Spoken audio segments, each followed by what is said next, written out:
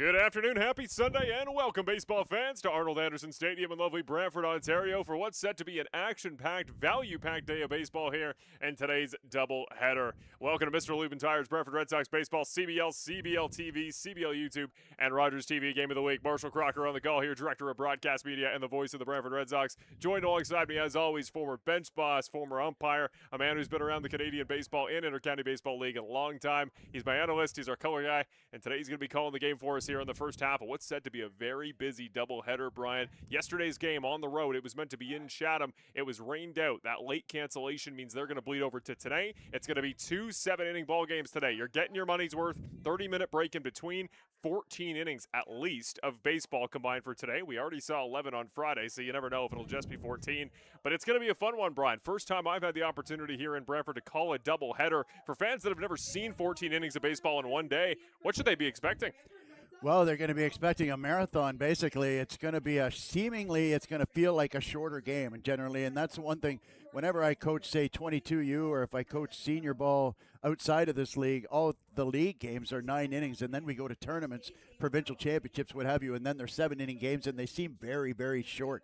You feel like you're in the 5th inning, you're already in the home stretch. 7th inning stretch suddenly becomes 5th inning stretch, right. You know what I mean? And so you've got pitchers who would generally throw about 100, and you have to worry about who's going to be throwing at the end of the game, where a lot of times in a 7-inning game, pitchers will throw complete games. And so it's get off to a good start, get into a rhythm, and make sure you're going right away, because you know, a lot of times, takes Friday night, for example, it was 7-1 for Brantford after 7 innings. That game's over today. Yep. But then 4 for Toronto in the 8th, 2 more in the 9th. Then we're off to extra innings, and we're here for a whole extra hour. And next thing you know, it's a 4.5-hour marathon.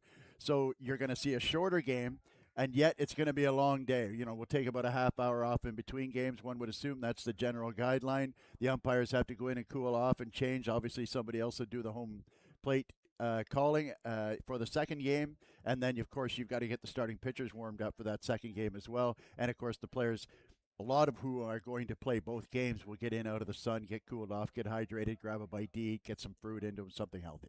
You alluded to it as well. I like the point about pitchers having the opportunity potentially to go complete games, especially with the short bullpens both teams are going to be on after what was meant to be a busier weekend. Obviously not a game yesterday. Those arms going to be available for today, but I am very excited for Connor Irvin, who's going to be today's starter for Brantford. No starter on this team for Brantford has gone 7 innings yet this year. He would need to do it tonight, but if there's one arm, if there's one name who could start for the Brantford Red Sox to complete the first complete game shutout, I believe of the decade here for Brantford. If it can be done, I think Connor Irvin's a great shout to do it today.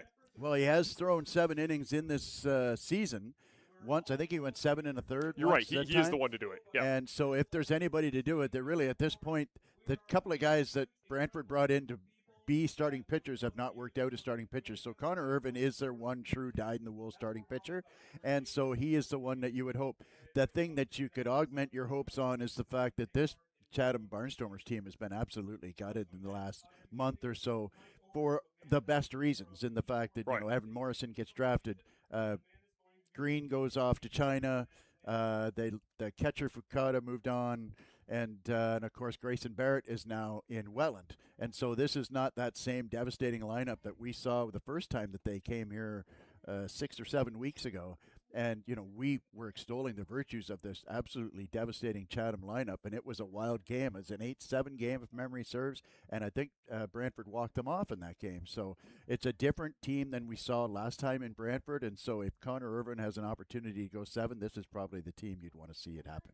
And I think what today represents is opportunity, right? As it says 2 games, only 14 innings you need to go. We've talked a lot about in the month of August. You only need to be good for a week or 2, and you can pick up about 10 wins with how compressed the last month of the schedule is. Today, you only got to be good for about 5 hours, and you can come away with 2 wins. And I think, given how close the bottom of the schedule is, there's no draft, there's no benefit to being at the bottom of the order. Today represents big opportunity for the Barnstormers, and there are enough pieces as you look through this lineup and at today's starting pitcher to think, all right, I think they might have enough that if they can rattle off 2 big wins today, this means a lot for the Barnstormers, and obviously big opportunity for Brantford, even though they're the road team in the second game, to win 2 at home in front of your home crowd. There's a lot on the table available that both these teams, I think, are going to give it their best. Well, we all remember August last year where Brantford won their last 6 home games and really gained a bunch of momentum and got their fan base excited about what was to come. Obviously, that hasn't panned out, but I mean, you're at the point of the season now. Brantford, for example, has, I believe, 16 games left.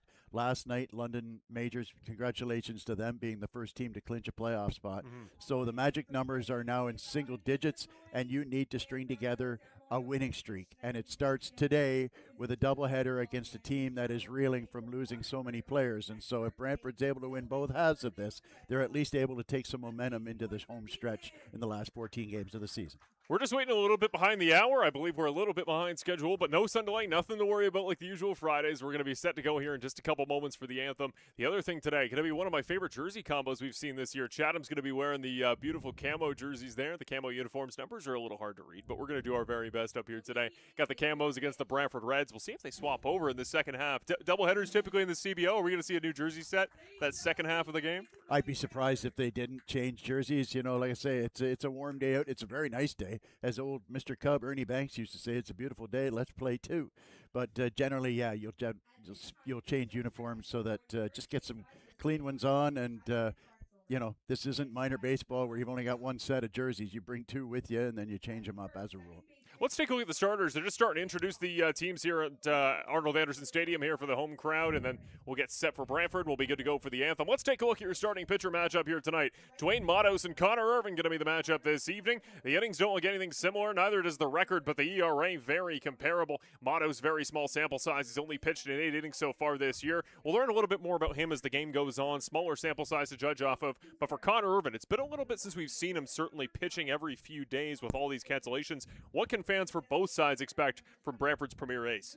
Well, you can expect a couple of things. Number one, he's going to be working quickly. He likes to work quick, and that's what makes him one of my favorite pitchers in this league. Some guys are just human rain delays, frankly, but Connor Irvin is not in that group. He's very quick, likes to work quickly. When he's right, he's filling up the zone, throwing that cutter on the outside part of the plate to right-handed hitters and getting soft contact, getting the ball put in play. Generally doesn't strike out a lot, as he's about a strikeout an inning is his thing, as you can see by the statistics there. But generally speaking, he likes to get the ball put in play early on, get his defense active, and put them to work. I think the other thing to consider as well with Connor is you can often tell in the first or second inning how Connor's ball game is going to go, the longevity he's going to have. It's often his fastball and just generally his pitch placement. If, like you say, if he can find the edges, find the corners, if he can get a couple favorable calls early and say, okay, I'm confident in my zone, I know the margins favor me a little bit. He's a guy that does really well with a bigger zone, and then certain players I think can struggle when those initial couple calls don't go your way. I think if Connor can get through 2 innings, get through his first time through the order, nobody really gets to him. He can get out of there with maybe 25 pitches through the first 2 innings. I think he's got a great chance to go 7, and I think that's going to be the priority for the Brantford benches. Keep your bullpen out of this game as long as you can, because we're probably going to see one of many Brantford bullpen games in that second half. Definitely. They're just having some struggles keeping guys healthy right now, and Aiden Armitage, they thought maybe he could go this weekend, but he's not. He's still suffering from the concussion he received in batting practice Right. a couple of months ago, and so it's been a tough stretch for him. We feel bad for Aiden. He's been a really good member of this club, and he's been around for 2 or 3 years now, and so they really want to get him involved. But it's just the injury's just lingering around, and so we feel bad for Aiden. We wish him the best, and hopefully he'll be able to get going real soon here. We absolutely do, and he's a friend of the broadcast. Called a couple games for us this season. It's national anthem time. We're going to send you field side when we return in just a couple moments. We'll be set for tonight's first half of the doubleheader.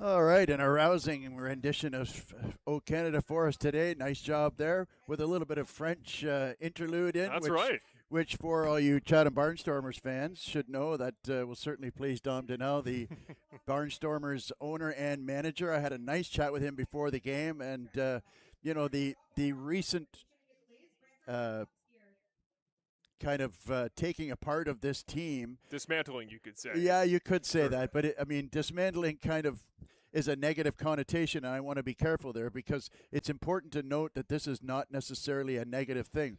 The CBL is his first year of professional baseball. There are higher levels of professional baseball in this continent, obviously, and and off of the continent as well. So Evan Morrison getting drafted, congratulations to him. As we mentioned before, you've got Thomas Green, who's gone off to China to play, and so these are good things for both the team and the league. And so you take a positive in that it is very nice that you can say to yourself, our recruiting is such that people that are owning higher levels than us are taking our players away and taking them up to their level. So it's a drag for Chatham this season, but I've been following along with their social media, and it looks like their brain trust as well as their fan base are accepting these as positives and moving forward. So this season, obviously, not likely to see any playoffs, as anyone who's looked at the standings can tell, but it very favorably reflects what they're doing on a year-over-year basis.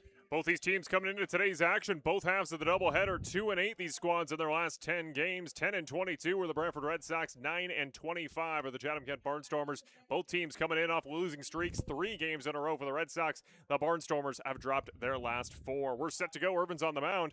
First man up is Julian Monks. So Julian Monks comes up to lead off the game, and of course Connor Irvin meets him.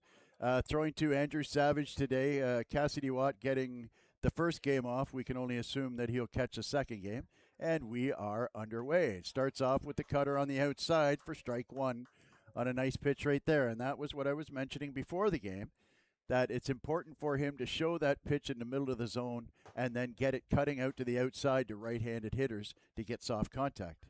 Pitch number 2 is soft liner over the second baseman's head and lands out there.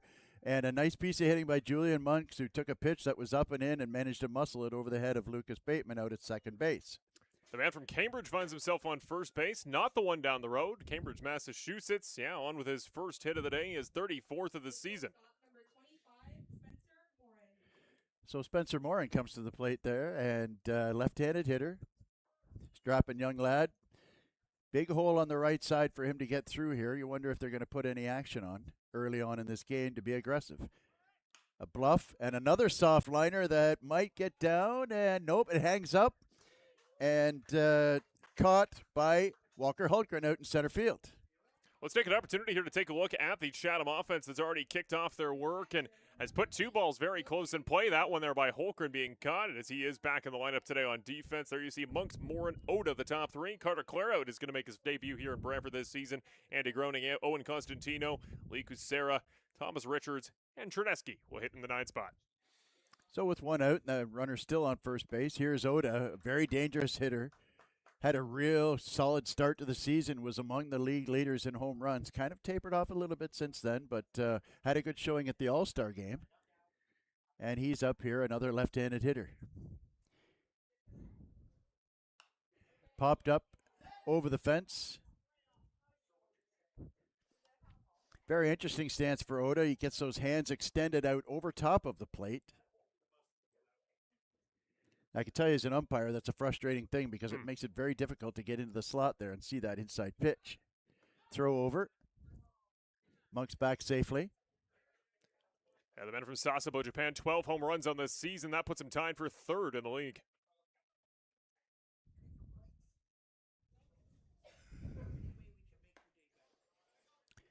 Pitch outside with the fastball. Count goes to 1-2. This is a situation here where you've definitely got to be careful. 2 strikes does not mean anything with Oda. If you make a mistake, he can still hit one a mile. Here's the pitch. And another line drive over the shortstop's head this time.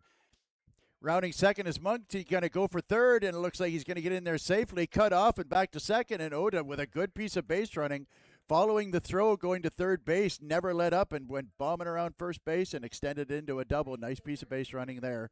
And it's now second and third with one out for Clairhout.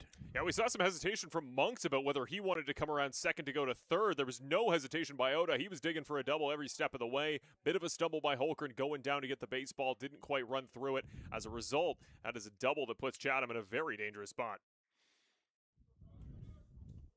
So we'll see how Brantford plays it. Looks like the middle infield is going to be back. They'll concede the run on a ground ball. Whoever the corners are in even. Fly ball to center field. Coming in is Holmgren. Is he going to get there in time? No, he's not. And it drops in. And again, a soft hit ball is dropping in between fielders on Brantford. A hard luck start for Connor Irvin here. Got a soft liner that went over second base, and another soft liner goes over shortstop. And now a little dying quail, shall we say, lands in front of Walker Holmgren. And the icebreaker is scored by the Barnstormers. Now they have runners on first and third and still only one out.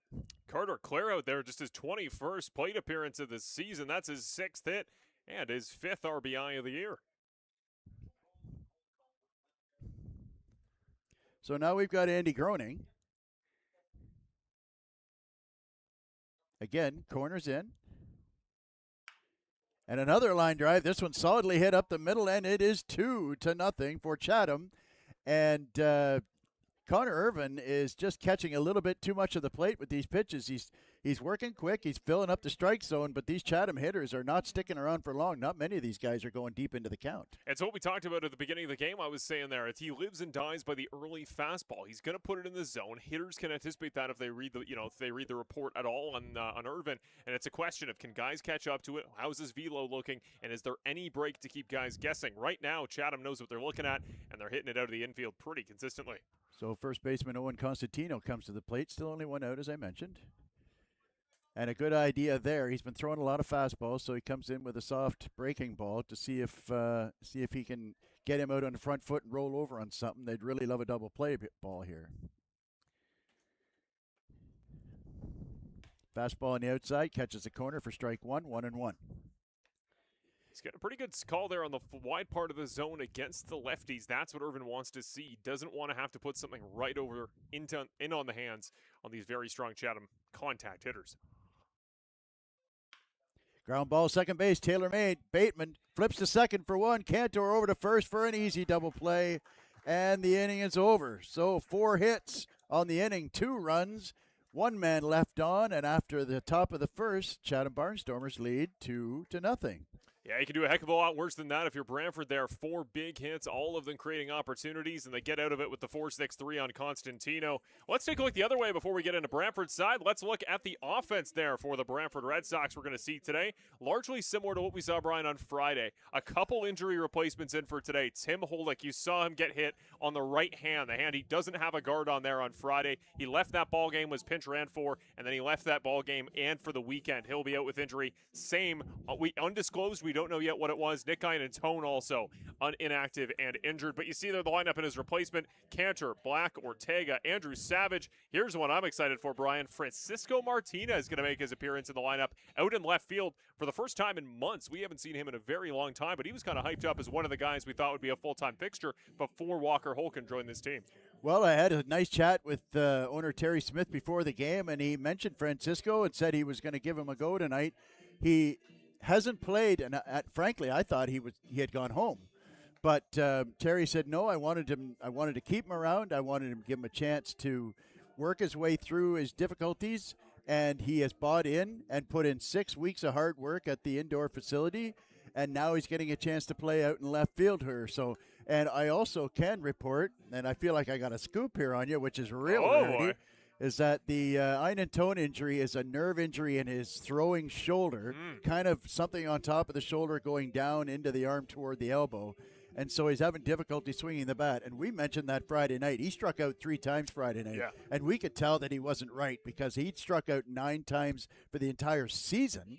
And then he strikes out 3 times in one game, which has just not been a thing for Nick Tone. And he was having trouble with the gas. They were throwing him low to mid-90s fastballs, and he was not getting around on it. And that's the first time that we have seen something like that. So Holik, I guess, is going to be optimistically a week to a week and a half off, which is a tough thing because it's a busy week for Brantford. But we look forward to seeing Martinez in the lineup.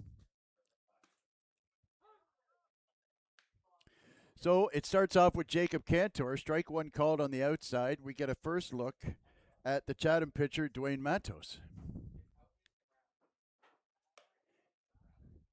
Lanky right-hander. Fastball up for ball 1-1-1.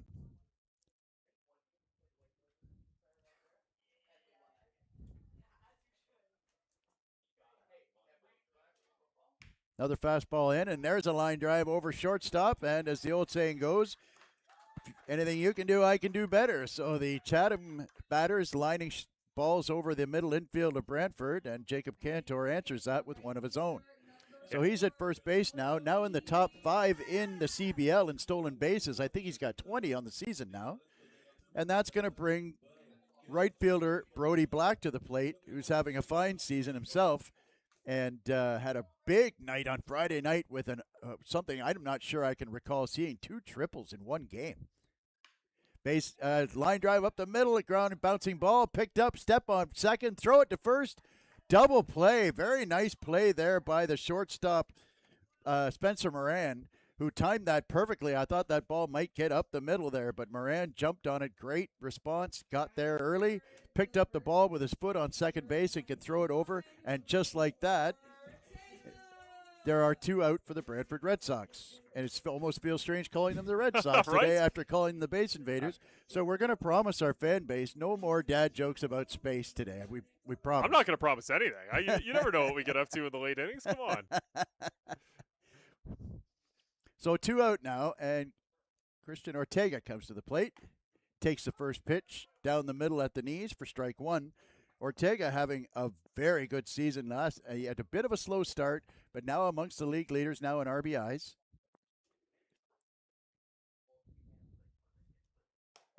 Up and in for ball 1-1-1.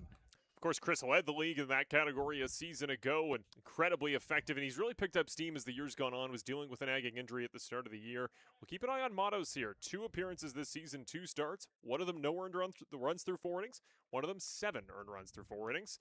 And we'll see what result he gets here as that one misses wide. Would have been nice to still have JC on, but again, that very nice play by the Chatham defense, who we can show you now before this next pitch. We'll show you the unit they're going to be deploying on that side. So 2-1 now. Big swing there by Ortega on the 2-1 pitch. Fouled back 2-2. So around the outfield, Richards, Kucera, and Clearhout. On the infield at third base, Groening, Spencer Moran, and Julian Monks are up the middle. Owen Constantino, and of course, Yashinota behind the plate. 2-2 pitch on the way. Good take there on a pitch down. The count moves to 3-2. It's a beautiful day here in Brantford, about 26, 27 degrees, very low humidity, a little bit of a breeze blowing. You can see the top of the trees moving. 3-2 pitch. Oh, it was outside, but Ortega bought to it, grounds it out to second base. Easy play over to first for the 3rd out of the inning. So after 1 complete, it's 2-0 Chatham, and we'll move to the bottom of the 2nd. With Lee Kucera leading it off for Chatham. So plenty of hits there in that first inning, both sides combined there. I believe 5 in total there through just the first inning of work. I think Brian, what happened there is it kind of speaks to how many unfortunate calls I feel like Chris has got on the edge of the zone in his first time up to bat this season, that he's like, if that one's even close, I'm swinging at it. I want to keep it in my own hands. But you're right. I think that was a dead to rights ball had it gone by. Instead, weakly grounded. You never know. You can hope for the error. I'm sure there's data to suggest whether you swing at something that's going to be on the cusp, but I think he'll wish he had that one back. Well, I know the data on balls that you don't swing at. But once they hit the dirt on 100%, sometimes those go against you, but you never know. So that's the positive news for Matos is that he kind of reminds you a little bit of Connor Irvin in the fact that he worked quickly in that inning, and we only saw a couple of pitches with runners on, but with nobody on, he certainly likes to work quickly as Connor Irvine does, and so when you talked about length of time being out here in the sun, guys are swinging early at counts, And to be honest with you, it's kind of starting to look like two teams that are down in the standings late in the season, that they're attacking basically the first pitch that they see and putting it in play. As we know, on Friday night, that was not the case. There was nothing about that game that was fast. A 10-9 game at the end, and 11 innings of craziness, to be honest with you, right down to the end when that play at the last play of the game, which was a diving catch by the left fielder whose name escapes me for some reason. Banning. That's right. It was Dennis DeBanning, and there was an argument with the umpires about whether he was out of play or not. And I remember thinking on the way home, if that happens to Ortega with one out, that run comes home, because that would have gone as a sacrifice fly. Right. Because it's what we call the catch and carry rule. When you've got an out of play line that is not a fence, and you catch the ball and your momentum, if you catch the ball in play, your momentum takes you over that line. That's what we call the catch and carry rule, and that run would have scored automatically. So Irvin working quickly, 0-2 now to Kucera.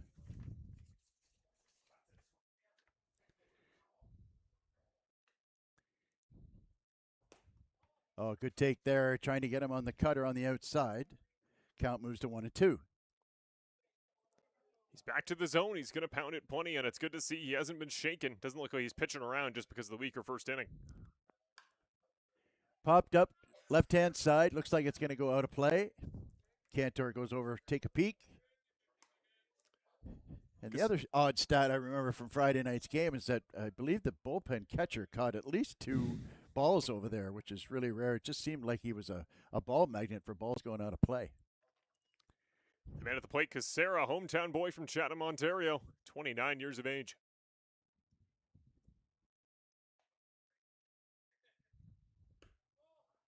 Trying the cutter on the outside again, just pulled it a bit glove side, a little bit too far out to get a swing out of Kucera, and the count moves to 2-2.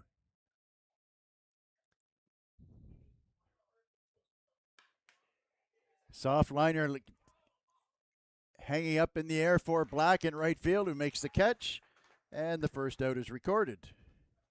Nice pitch there on the outside, making him swing at a pitch that he didn't want to swing at. Low and outside, and all he could do was just kind of lob it into right field there. An easy play for Black, a can of corn, as we say. Well, he's pitching to contact as Irvin, but he's not really giving the infield defense a chance. These are all low liners. These are all kind of hangers out to the right center area. Yeah, the ball is up a little bit. He's got to try and get that down a little further. And the cutter, sometimes his cutter will get some sink to it. Right now it looks like it's just lateral movement. He wants to get some, you put a little extra pressure on that middle finger. And a base hit up the middle there for Richards. And that is the 5th hit of the day already for the Barnstormers. It is indeed there. The comebacker just out of the glove of Irvin. It feels like an unfair standard to compare it to, but that Nick Veselinovic play from Friday, I feel like is going to get overlooked by how crazy that game was. One of the best comeback grabs I've ever seen. That's the standard I now hold pitchers to. Well, I was talking to Tim Holick before the game today, and he's just shaking his head. He couldn't believe his luck from Friday night. First pitch to the 9-hitter Chernesky, swing and a miss.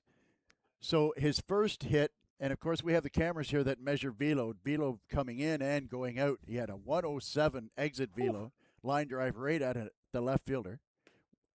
0-1 pitch again, curveball, swung on and missed. It's now 0-2. And that at bat was a 94-mile-an-hour exit velo that just somehow found and stuck to the pitcher's glove. And he said, and we both, between us, we've been around this game a long time, and neither one of us can recall a catch anything like that. I mean, hitting the pitcher is one thing, but for it to stick to the glove is something that neither one of us had seen before. 0-2 pitch in the dirt. Nice job by Savage to block it and keep the runner at first base. And so his third at bat was kind of uneventful, but his fourth at bat, he came up in a clutch situation with a runner on and a 2-0 count, and he was leaning in to hammer something, and the ball ends up hitting him in the right hand. Nice take there by Chernesky, and the count goes to 2-2. Thomas Richards out there on first, of course, just got on with a single.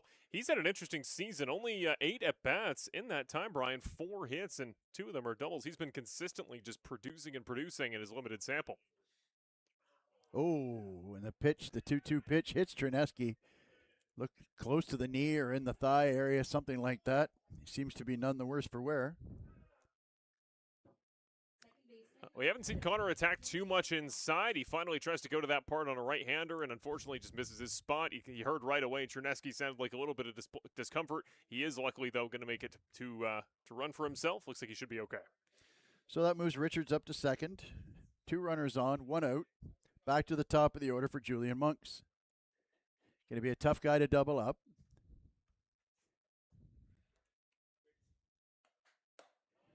That ball is up for ball 1. Monks, of course, singled open up the ball game, leading off last time around.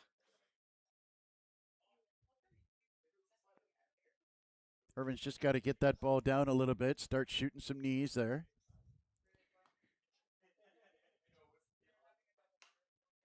Popped up to the right-hand side and out of play. Count goes to 1-1. You mentioned the weather there before. Should be a beautiful, balmy 27, 28 degrees today. Humidity's going to pick up through the afternoon. No chance of rain, but we'll see if the heat starts to affect guys, especially the fielders, once they're through 14 innings of baseball. Yeah, and of course the Chatham team is really short-handed, so most of their guys are going to play both ends of this doubleheader. Nice curveball there, drops in for a strike, and it's 1-2. Monks, this is his 131st plate appearance of the year. He's the ultimate leadoff man for this team. He's often playing in the one spot, and as a result, not many guys have seen more trips to the plate than he. 1-2 pitch. Reaches out and lifts it out into right field. Brody Black settles under it. No chance for Cusera to tag up and move to third. And there are 2 outs. And Spencer Moran will come to the plate now. Who lined out to the center fielder in his first at bat. I think he hit the second pitch. So a lot of guys hijacking, and so that might tell you something as a catcher to start calling some off-speed stuff, start getting some stuff off the plate, because it sure seems like a lot of these Chatham Barnstormers are doing what we would call hijacking, which means trying to jump on that first pitch, assuming that the pitcher is going to try and get ahead with a strike. Fastball up, misses.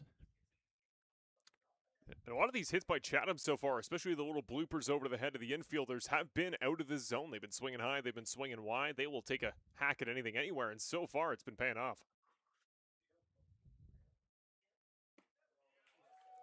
Cutter comes in on the inside, swing and a miss, 1-1.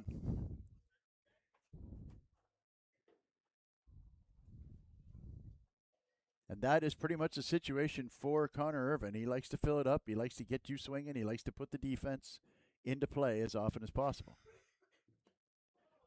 That one missed on the inside, though. Count goes to 2-1. Spencer Moran listed on the website and all information about the team as a right-handed hitter today.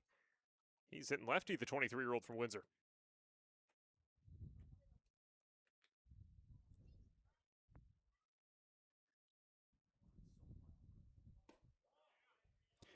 I tell you what, there's a lot of local products for Chatham. That's a big area to draw from. A lot of people don't realize, especially those who live kind of in the GTA or even in the Golden Triangle area, how good the baseball is down in the western part, southwestern part of our province. Chatham, Windsor, into Tecumseh, fouled back to the fence.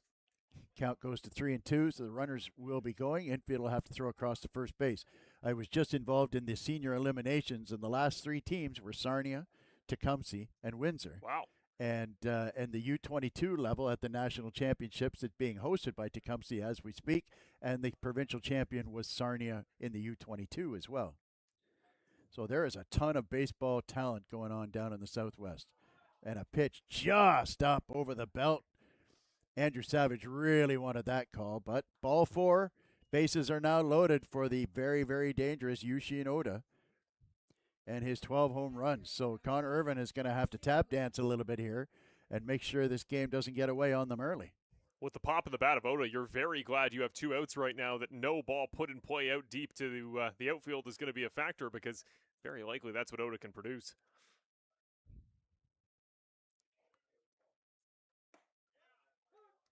Nice off-speed pitch there. Looked like a changeup.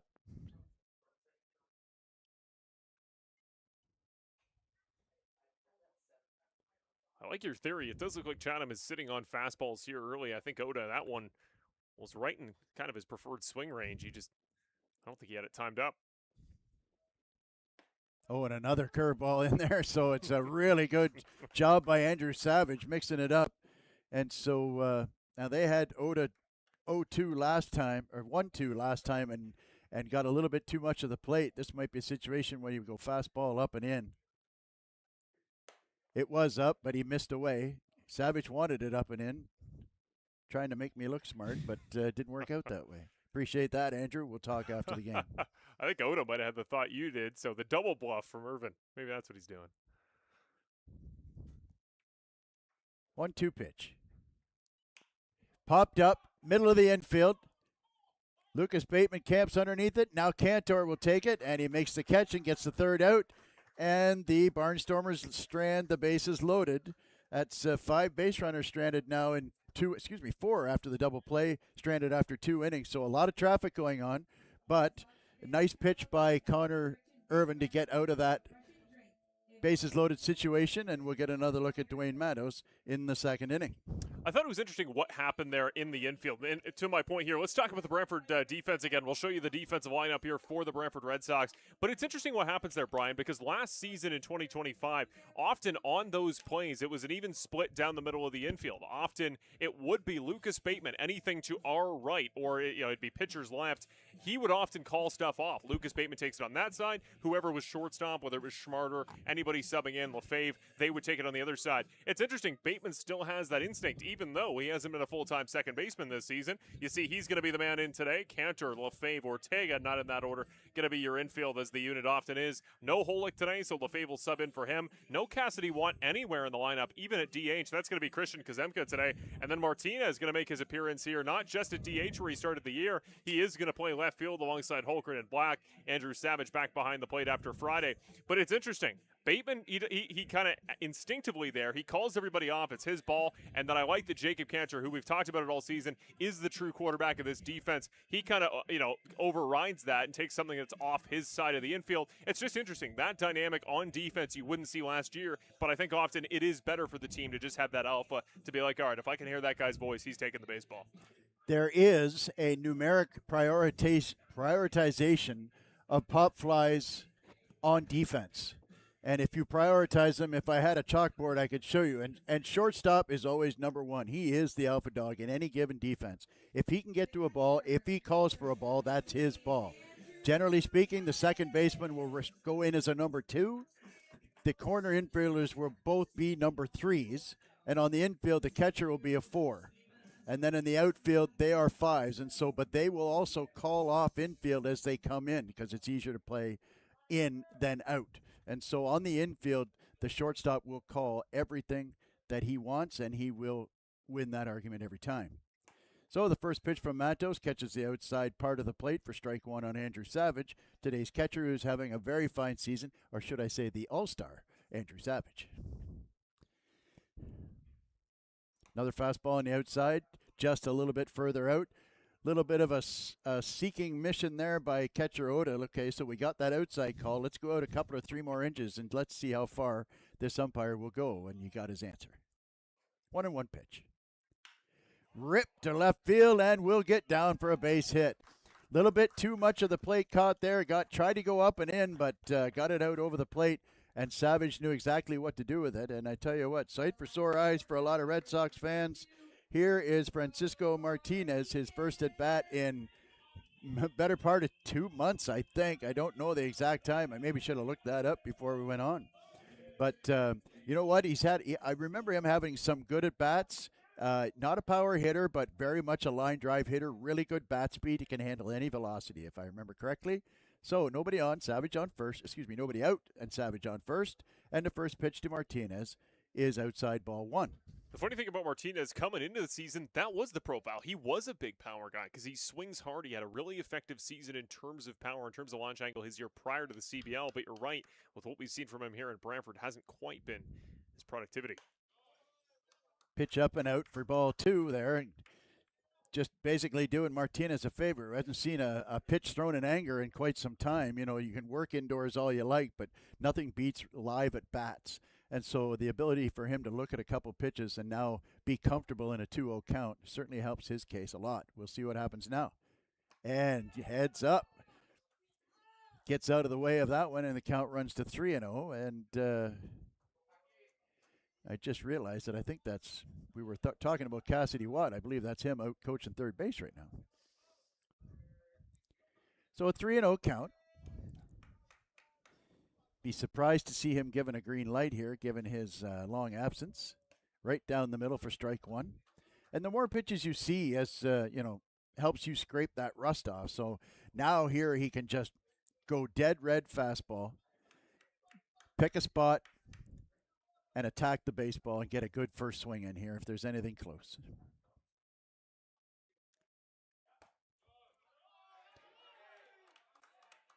Up. Pitch was up and ball 4, and that's now 2 on and nobody out. And the DH, Christian Kuzemka, coming up now with an opportunity to do some damage here. It is a bunt situation, but given the early nature of the game and the fact that they're down 2 runs, and Lucas Lefebvre, who's not a power hitter, up on deck, although he had 2 very good at-bats Friday night, you'd have to assume that Kuzemka's swinging away here. Pitch is low and outside. Martinez there on the base pass, not the lead runner, but I bet he wishes he was there. Martinez, he was the stolen base leader in the Cuban Nationals Series, 4 straight years, 90 stolen bases in that span. Pitch right down the middle that Kuzemka just missed. Fouled straight back and out of play. Count goes to 1-1.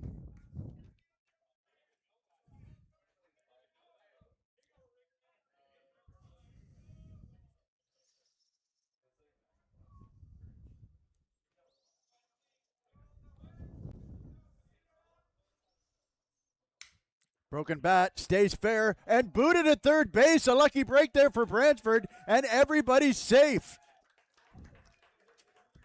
Groening was simply trying to pick the ball up and do the same thing that happened in the first inning with Spencer Morin, where he picked the ball up as he was in contact with the base, and that was a tailor-made double play ball for a third baseman. He picks it up cleanly, steps on third, throws to first, and he gets 2, but kind of popped his head up like he was getting ready to throw the ball before it was in the glove, or it took a bad hop. I'm not going to judge him too harshly there because I didn't get a good enough look at it. Doesn't matter now. We got bases loaded, nobody out. For Lucas Lefebvre, who pops one up to right field. It might stay fair into foul territory. Now, that's an interesting situation. We don't often see the bullpen sitting out in play. And so if there's an opportunity for a Chatham fielder to catch a fly ball over there and have his own bullpen get in the way, I mean, Clairhout's going to be upset about that. That's I'm for thinking sure. about Brantford when they get back out there. They're going to be ticked if there's guys in the playable area. They might be moving back and forth between half innings. If they're not, might cause some controversy. That certainly is interference if they get in somebody's way making a play, but you can't call interference on your own team. Oh, and a bad break there for Lefebvre, who was trying to take a ball that was up and in and just check swinged enough to get a piece of it, fouled it off into the first base dugout. Dom Dinell right there with a good set of hands to pick up that ground ball. So an 0-2 pitch now, and Lefebvre just trying to put the ball in play here and try and get a run. Outside pitch. Count runs to 1-2. Good take there. Smart pitch just to try and get it off the plate. A purpose pitch to try and get him leaning out. Now, what they did before, they threw him an outside pitch, the one he fouled off, then busted him in, and they may go back in here and try and do the same thing. Yeah, they do. There it is. Strike 3, swing and a miss. That's a good pitching sequence there by Matos, who got him out leaning over the plate on that last pitch, then busted him up and in, and got that all-important strikeout with nobody out and bases loaded. Yeah, first punch out of the day there from Matos. 12th time this season Lefebvre has been sat down on strikes. Up comes Walker Holmgren. We'll see what he's got in the bat. We know he's always good in the field. Again, he's got a big shot in him here and there every once in a while, but it's just the consistent hitting production he's looking for. Holmgren looking for his first multi-hit game today since July 23rd. So the corners are in to try and get the play at the plate. The infield back at double play depth. Strike 1 on the outside part of the plate. Thing about Holmgren is that he's got such good wheels. He's a tough guy to double up. And so a ground ball up the middle will be really tough to get him on a double play. Not impossible, but difficult. Martinez really taking a big secondary ground ball. Foul onto the right side. You can probably see him leaving your picture, Martinez, on second. He is halfway to third by the time the pitch gets released. I tell you what, if Matos ever decided to use a step over pickoff move, Martinez will be stuck 40 feet off the plate. Now, the thing that you wonder about is what you want to have happen there. Sometimes you play for that. You want to get that draw and throw, and then the guy on third's just going to take off and break for the plate. We'll see what happens there. See what I mean? We jump right off like that. And a pitch, nice take there by Hultgren, low and inside, outside.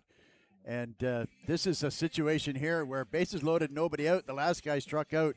I mean, as a manager, you need somebody to put the ball in play and make the defense make a play here. Oda's way outside behind the plate. Oh, and Matos missed a spot by a good foot. Threw it pretty much right down the middle, but he got enough heat on it. Walker fouled it off straight back, was right on that pitch. Matos lucky he didn't pay for that mistake. Oda was almost in the middle of the other batter's box.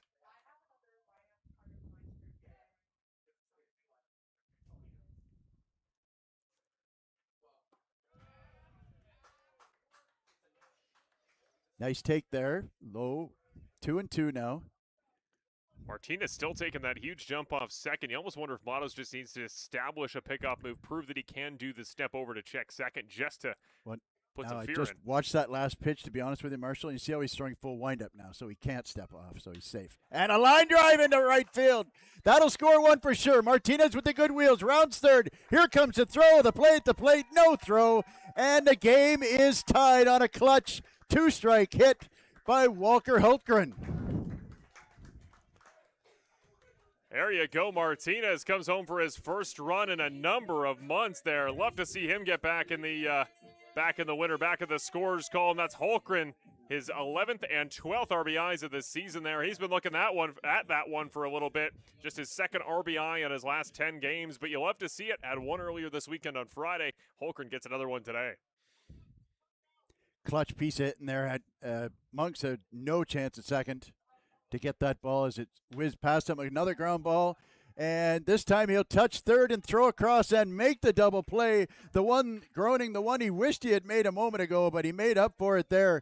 Comes in, picks it up, takes a quick step back to touch third, throws it across the field for the inning-ending double play. But the damage been done now. Nice piece of hitting there by Hultgren to tie the game up 2-2, and we head to the third inning with the score tied. We're going to send you to break on Mr. Lubin Tires, Brantford Red Sox baseball, whether you're watching us on CBL YouTube, CBL TV, or Rogers TV Game of the Week. We thank you very much. Don't go anywhere. We'll be back for the start of the third inning.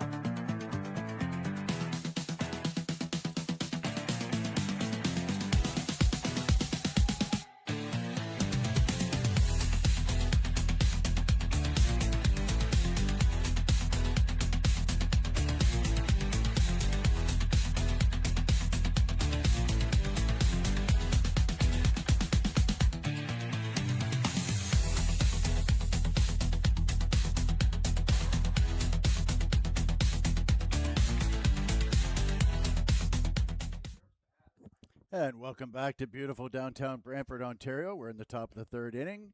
And Connor Irvin throws one in there that just misses for ball one, facing Carter Clairhout, who had a single in his last at bat.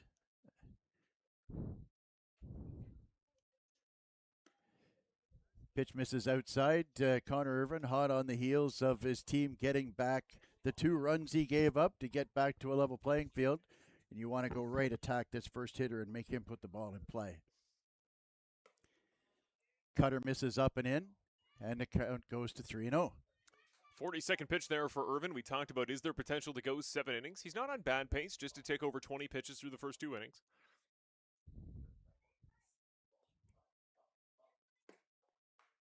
And a 4-pitch walk to Clairhout. It's a frustrating situation for managers when your team just gets some runs and gets the game tied up, and then your starter goes out and walks that first guy. It's not the worst thing that can happen, but at the end of the day, that's you want to attack the zone, as Connor has been doing. He's been really managing the way he throws the first pitch of the at-bat, making sure that the Chatham pitchers are not hijacking him.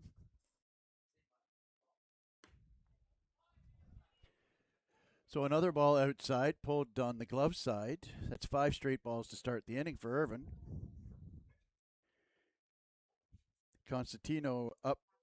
Groening up now.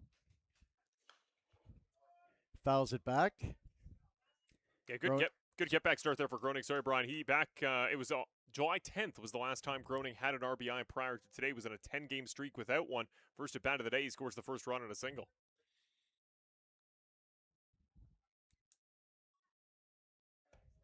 And of course, he atoned for his earlier little blurb there and made a nice play to get the 5-3 double play and get Matos out of a jam in the bottom of the second. 2-1 pitch. And he hit a second batter. So Irvin, who has been throwing strikes for the first 2 innings, comes out in the third, walks the first guy on 4 pitches, then hits the second guy. And much like Brantford had in the bottom of the second, here in the top of the third, Chatham has 2 runners on with nobody out. First baseman Owen Constantino coming to the plate. And again, a bunt situation here. It's a good decision by Savage. Just go out and have a little chat and say, what do you think, Haas? How you feeling? What do you want to start with here? Let's get ahead of this guy. Throw him something. The other possibility is the fact that Constantino, if he is not bunting, and in fairness, this is a bunting situation. If he's not bunting, he may be sitting on some pitch where he's looking for a get-ahead pitch. So my suggestion would be to throw that curveball that he's had some good success with. Start him off just a little get-ahead curveball that likely won't garner a swing but can get you ahead in the count. We'll see how they play it. Yeah, Constantino swings hard. He slugs pretty well. He's a guy that, you got to put some trust in that bat. And if that's going to be the profile today, Clairhout and Groening on base both times they've come up here today. And then Constantino, his big bat in behind, that middle of the order today could be very effective for Chatham. Inside again. And having said that, last time Constantino was up, grounded into a double play to second base.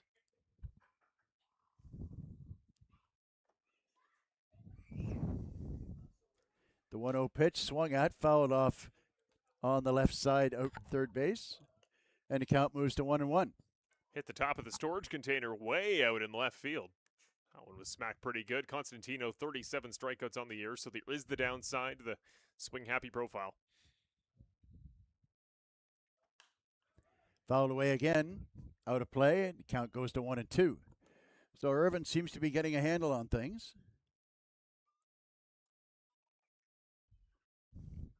We'll see if he can make a good pitch here to get an out. Needs an out here. Double play would be great, but as long as they get one. Popped up. Short center field. Hultgren ranging in. He camps underneath it, and it's a can of corn for Walker, and there's one away. Nice sequence there of pitches for Connor Irvin. Get ahead, then bust him inside, get him to foul that pitch up. Pop that pitch up. And so Constantino now 0-2. Which brings Louis Kuchera to the plate, who flew out also to Walker Hultgren in the second inning. So 1 away now, runners still at first and second.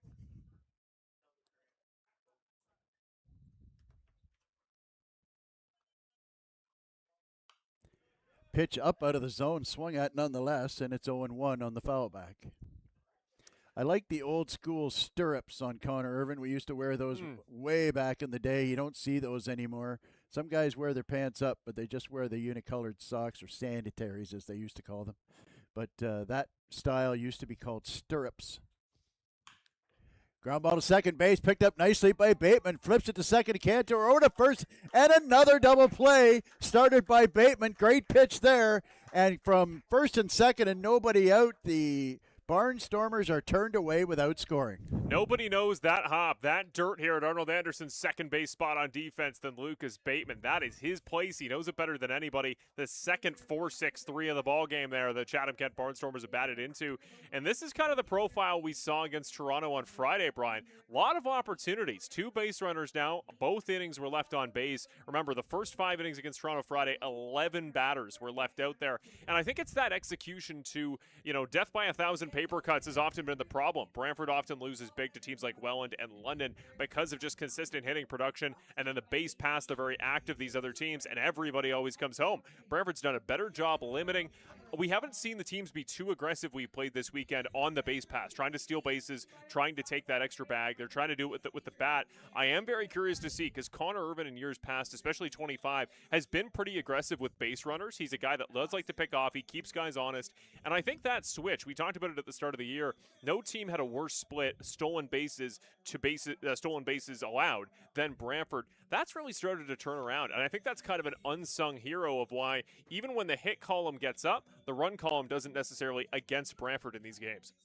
And that's a great point, Marshall. And on top of that, early in the game, walks have been a big problem for the Brantford pitching staff as well. So, you get a guy out, but then, and that inning was a prime example where Irvin walks, 4-pitch walk to the leadoff hitter, hits the second batter, got 2 on and nobody out, and they haven't put the ball in play. Once Chatham finally started putting the ball in play, Irvin was able to get out of it. So good adjustment there. And so we will go back to the top of the order for the bottom of the third inning, and Jacob Cantor, who led off the Brantford offensive attack with a base hit up the middle, who was subsequently doubled off in a Brody Black 4-6-3 double play. Did mention it pre-game. Steve Knight's the man behind the home plate calling balls and strikes today. I think that's 4 double plays, isn't it? 2 each way? That is true. Ground ball foul to the third base side.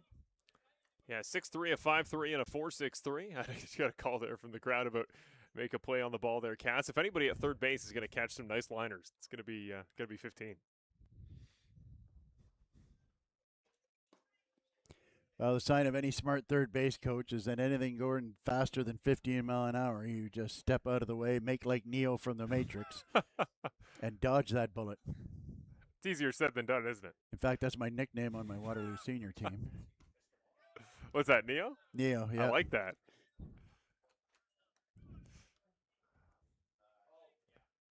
I say it's like the old fire drills as a kid. Stop, drop, and roll. Better to dodge it than fumble it. That's always my theory. Oh, and a strike 3 called on the outside corner. Jacob Cantor, needless to say, disagrees with that one. It was a good 2-seam fastball by Matos. Very close pitch to take. Had no chance to hit it. Very nice pitch. Whether it would caught part of the plate or not, it was still a very, very nice pitch. Yeah, second K of the day there for Matos, who's looked pretty solid. He had, the error that goes against him there in that second inning. Without it, he would have got out without any damage there in that second inning. Instead, that error by Groening resulted in 2 runs coming home. So far, Matos pretty much unshaken. So Brody Black comes to the plate for the second time, grounded into the aforementioned double play. Last time up.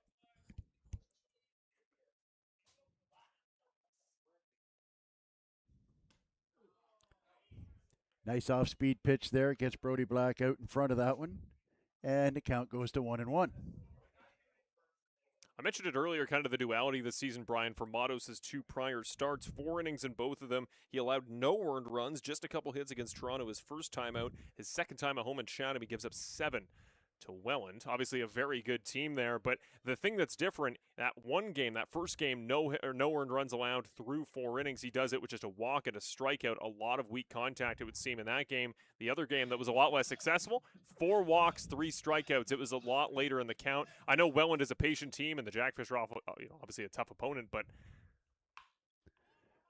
Ball is popped up into shallow left field. Camping underneath it is the left fielder Richards, and he makes the catch for 2 away. It's funny how that works, eh? When you throw strikes and put the ball in play, you tend to go deeper in the game. at certain parks, I mean, granted, it's a different profile everywhere. You need to pitch to where you play. It's kind of why I know there was some excitement about a guy like Serrata coming over from Kitchener to a park like Brantford. A lot of the time, the statistical profile says, this guy's just giving up hits left and right. Well, if you're giving up a lot of homers, those can turn into doubles in parks like this. Ouch. Foul off his own foot. Christian Ortega comes to the plate. Grounded out to the second baseman on a 3-2 count last time up. And we will just take a little break here and see if Christian's okay. He's a tough dude. It looked like it wasn't off the foot. It looked like it was off the shin that might have missed that pad. He's going to have to buy himself a bigger shin pad, I think, cover more space there. Still a young guy as Ortega, obviously one of the biggest on the team. I would not at all be surprised if he's still growing out of his shin pad. I just saw a fan walking with his Base Invaders swag on there. That's a really good looking logo. I like that. Is that 2 Homer? It's not 2 Homer, is it? I like the logo. I do hope we see the jerseys again in the next couple weekends. I was hoping we'd see it today, to be honest. At a certain point, though, Brian, you're going to play so many games. You just want a clean jersey. It's good to have a rotating selection, isn't it? And a swing and a line drive. Nice plate coverage there. A pitch that was cutting to the outside of the plate. And Ortega's going to go for 2 on the misplay by Richards, and he walks in there comfortably. A little bobble by Richards out in left field there. Got the extra base for Ortega, which is a big situation to get him into scoring position with 2 outs. That was a weird one. I wrote single down on my score sheet because I look up. Richards is going to make a play on the ball. Ortega's checking up, and then he just gets the green light from himself. He runs a little further, and, yeah, the ball was nowhere close. You're right, just a misplay on the throw. Well, the good news is it's still a single. Single in an error, yep. Our crack statistical staff right on top of that one. So Savage up now, the catcher who had a ringing single first time up. Now looking for a clutch 2-out hit that maybe he could score Ortega. Certainly none the worse for wear for that pitch he fouled off into his shin, the way he flew around those bases.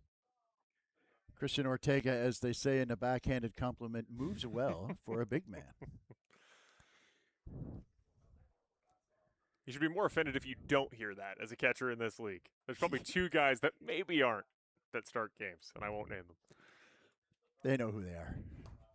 Right, Junior? I was going to say, one of those your favorite catcher. I can say that, folks, because the guy's a friend of mine, all right? And he's awesome. He's an awesome talent, but I don't think running is one of his priorities. I think he told me running's for losers. That's what he told me. Running's no fun. He prevents them the other way, so it all works out in the wash. Like I said, don't take that the wrong way, folks. The man's a friend of mine, and I love to bug him about that. And runner going, and Christian Ortega, that known base stealer, takes off with the pitch, getting a good read on the pitcher. He walked him. He's not. That's what happens, folks. If there's any young folks watching that are pitchers, you have to mix up the time in which you deliver that pitch. If you have the same cadence every time, smart players are going to time you up, and they're going to steal third all day long. Well, you saw Martinez earlier. Oh, and a nice pitch there on an outside slider. That's a similar pitch to the one Ortega lined into left field, but it was a little bit further out. Foul tipped into the glove of Oda, and there are 3 away on the strikeout. So after 3 complete innings, the score is still tied at 2, and we will go to the top of the 4th, and 8-9-1, Richards, Chernesky, and the top of the order, Monks due up for Brantford. We're about to see one of the great races of all time. I'm just looking out here. We are looking at an axolotl, a triceratops, a Mr. Potato Head, 2 crayons and a dinosaur, and if they walked into a bar, there'd be a great joke That'd be a on great deck. joke, right? But unfortunately, I won't come up with that here. What I will do is thank our awesome sponsors here on Brantford Red Sox CBL Baseball, whether on YouTube, CBL TV, or Rogers TV Game of the Week. Let's kick it off with our sponsors. As always, Mr. Lubin Tires, our title partner here for all of our Brantford Red Sox broadcasts. Your place for all things car maintenance, car repair, anything under the sun in that regard. Mr. Lubin Tires is your place to go. Montana's Barbecue and Bar. It's been widely publicized this season how much of a fan I am of their services. Remember, Taco Tuesday on Tuesdays. That's not part of a read. I just like to mention it. Montana's Barbecue and Bar in Brantford or elsewhere. We thank them for their support of the broadcast. Popeye Supplements, your place for all things supplements and health supplement providers.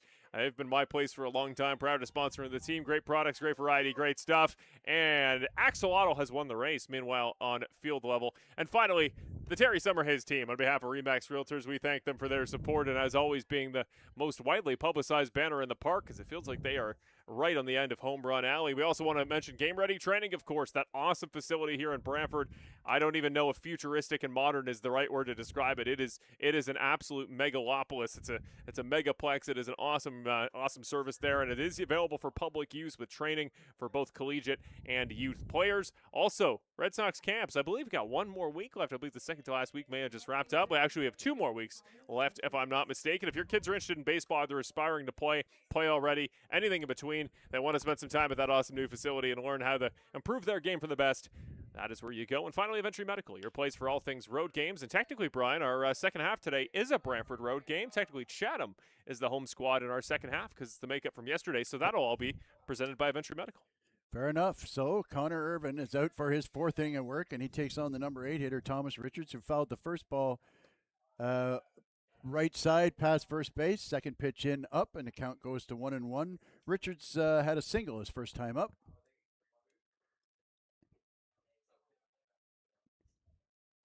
Curveball in for a strike. That's been a really effective pitch for him thus far. A nice mix-up.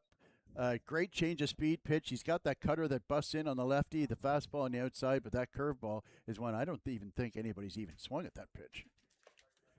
And a high fastball gets a swing and a miss, strike 3. And that uber important first out, which we haven't seen yet. That's the first out of the inning for Irvin on the strikeout. That is, I think, his first of the day. As we mentioned beforehand, he doesn't strike a lot of guys out. He likes to put the ball in play, keep his defense awake and aware, which is the kind of pitcher I like. Nice fastball on the outside part of the plate. Gets a swing from Luke Chernesky, who was hit by a pitch in his first at-bat. Got one square in the numbers. Glad to see. He looks like he's doing okay.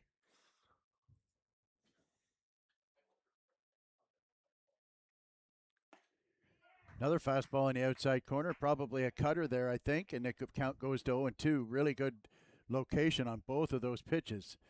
So you've got him set up for a couple of things here. You can go off speed with a curveball, drop that hammer in, or you can bust him in with a fastball, or what we call front door, where you could throw that cutter inside, have it cut in and catch the inside part of the plate. We'll see what Andrew Savage decides here. Looks like they're coming in. Nope, missed pull side, missed on the arm side, and pitch. The count goes to 1-2. Connor's always got great command of that curveball. I remember a game at Jack Couch Park, struggled early with the fastball, started implementing the curve. The Panthers couldn't hit the thing. Fastball inside, and he got too much of the plate, and he lined it over top of Cantor. A nice piece of hitting by Chernesky, and he gets a 1-out single. So back to the top of the order now for his third at-bat. Julian Monk singled in his first at-bat, flew out to the right fielder in his second at-bat. So we congratulate Luke Chernesky in his third plate appearance of the season. That is his first hit in the Canadian Baseball League. First CBL hit. Congratulations, Luke. 26-year-old from Winnipeg, Manitoba. So with a 2-2 tie here in the 4th inning, and keep in mind it's a 7-inning game, folks, so this is starting to be a more relevant time in the game. And a nice cutter starts off there for Julian Monks, and the count is 0-1. It's important to mention we haven't seen anybody warming up at either bullpen. Very good chance for both these gentlemen to go the distance. And you would think both, to your point earlier in our broadcast, both managers would love to see their guys go deep. And that pitch is nice curveball on the inside part of the plate, fouled off and over the fence. And the count goes to 0-2. Monks is a very good runner, and so it will be difficult to double off. So you just want to make sure you get one out here. And it sure have taken the teeth out of this Chatham Barnstorm. I mean, you think at the top here, you Morrison and Green and Grayson Barrett all out of this lineup. Well, Fukuda as well, going off top. I mean, he was unbelievably productive. Just a quiet on-base threat at the catcher position. And they could have either one of those guys, similar to what Brantford has in two good hitting catchers. Sometimes one will catch and the other will DH. Foul ball, right side, out of play, and just missed that white Jeep there. I am safely parked underneath the trees today. I knew you were about to ask, so I thought I'd tell you right away. I always do. So the count remains 1-2. See what Andrew Savage wants Connor Irvin to do and try and get this third strike.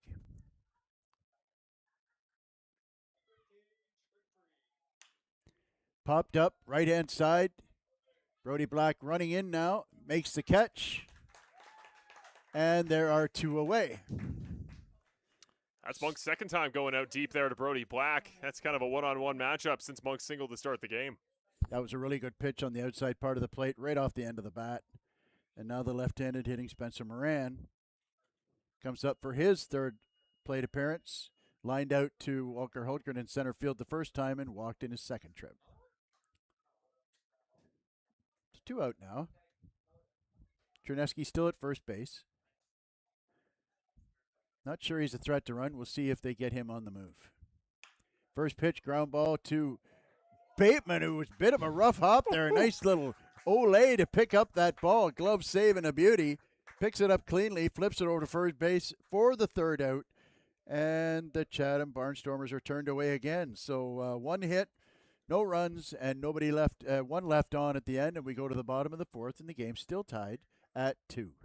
Lucas Bateman has the most thankless job every time he plays second base. I know they never look particularly difficult catching those hoppers, but the bounce is so unpredictable. The water's a little bit, the water logging has kind of soaked into the field a little bit. It's got to be so unpredictable to field those bounces, but at a higher rate than anybody in the league, Brian, it looks like Lucas Bateman just always sees it a little bit better.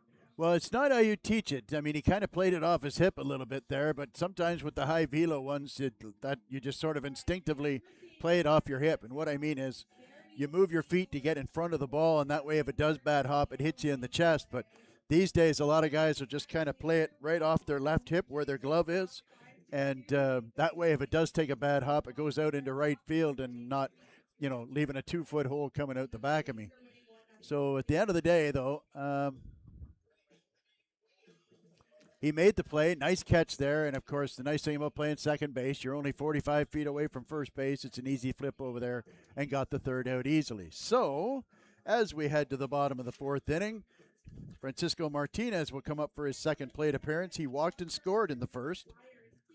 Very excited to see him lead off because we talked about the potential he can provide as a stolen base threat. Obviously, the work he did in his previous seasons playing down there in South America. We showed you a moment ago the out of towns. I want to give some support and some sympathy to my pals over there at the Kitchener broadcast. They have a doubleheader over there as well against the Barrie Baycats. Barrie leads 4-0 early, and Brian, they are now in a rain delay. So a rain delay causes a doubleheader.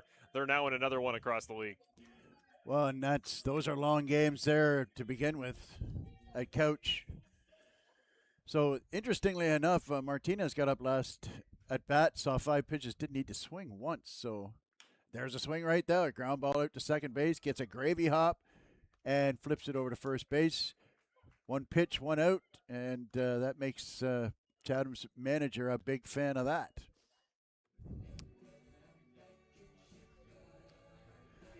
So, very much what you might anticipate when Martinez sat and looked at all 5 pitches in his first at bat, probably thinking the same thing that Matos was, I want to get ahead of this guy, and he jumped on it, but unfortunately he kind of rolled over on an outside pitch.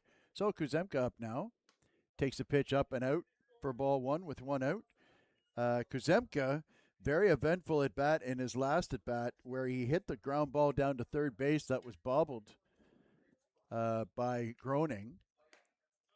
1-0 pitch is inside and low. 2-0. Bobbled by Groening, which gave the Brantford bases loaded, nobody out. And, of course, eventually with 1 out, Hultgren hits the rope into right field, scores 2. 2-0 pitch, And Matos has shown a real knack for throwing that pitch, a tailing fastball that he starts off the plate that bends back in, what we call backdooring the plate. And that's been a real effective pitch. He struck out Cantor on that same pitch. 2-1 pitch, foul tip at the plate, and the count goes to 2-2. Finished up his second time around through the order. The only good thing for the Brantford Red Sox side, you got to think they'll have figured out that pitch. They'll see the movement a little bit earlier, have at least a better chance of barreling it up. Reaches for one, sends a ground ball out to third base to Groening, throws across, and a nice toss, and he gets the runner at first, and Kuzumka's out, and there are 2 away. I know Groening had that stumble earlier, that error that led to the 2 Brantford runs, but he's often very strong out there on third base. I remember Groening in particular had a couple highlight plays that were just initial reactions to hard hit line drives and hard hit ground balls. The first time we saw Chatham this year, he's always just quietly effective, and I think a lot of those guys we've seen this weekend with how small the margins are in CBL games, there's a lot of just great, like sometimes they can look routine, but great defensive plays that often make the difference that kind of fly under the radar. That's a great point. The last time Chatham was here was one of the best games we've seen all year. And a line drive into the gap now gets over the head of a very shallow right fielder, and it's going to go all the way to the wall. Lefebvre gets to second base and thoughts of third, but the ball comes back in. And Lucas Lefebvre with a ringing 2-out double, and he caught Clearhout sneaking in. And, I can tell you as a manager, I am guilty of that many times too. When I see one of the smaller players come up, the opposite side outfielder, I'll ask him to play very shallow because I don't want anything to land in front. And yet Matos hung one right middle there, and Lefebvre ripped it and knocked it into over the head of Clearhout and all the way to the wall. So a 2-out double. His second of the season. And Hultgren, who came up last time with runners on, and another single to right field, and there's going to be a play at the plate here, picked up and thrown in, and here comes a throw to the plate, and he is safe! And another clutch hit for Walker Hultgren, and the score is 3-2 for Brantford. Walker always comes up big, doesn't he? How about a third RBI of the day? He is carrying the offense on his back so far. And Lucas Lefebvre joins as one of the runs here tonight. Savage, Martinez, and now Lefebvre, the ones to score. Nothing feels better if you're a manager to see the bottom of the order producing. So the score, technically speaking, Hultgren 3, Chatham 2. Still the bottom of the fourth, 2 out. Hultgren at first, and wow, what a jump. No, he kind of jumped that there, and he's caught in a rundown. And, we might see some interference there. No, none called there on the base, but what did you see, Brian, that made you think there was a... Well, just when the second baseman brought it back, there was a very close play there because as the fielder, you have to throw it and then immediately get out of the way. If you get in his way at all on a rundown, you're going to get called for interference, and they'll give him second base. And so nice play there by Julian Monks, and that's a smart base running play. When you make that turn, you kind of make it in the direction you think the fielder we're going to go and almost initiate contact. But nice play by Monks there to get out of the way and avoid the interference and get the out. I knew Hultgren was going. He thought he had him tied up. To my point earlier last inning when I was talking to the young pitchers, you mix up that cadence. He hung onto the ball 1 second longer than he normally does, and if he lets it go at the same time, Hultgren steals that base early. But because he hung on for 1 extra second, he had him hung up and gets that third out. Having said that, Hultgren with that nice clutch 2-out single scores Lefebvre from second, and we go to the fifth inning with Brantford leading 3-2. So the question remains for both sides through 4 innings, what does the rest of the game on the mound look like? Will we see a reliever coming on either side? I've seen a body stretching for Brantford, but nobody has started warming up in earnest. Jose Arias has been out there. He's warming up with the outfielders there.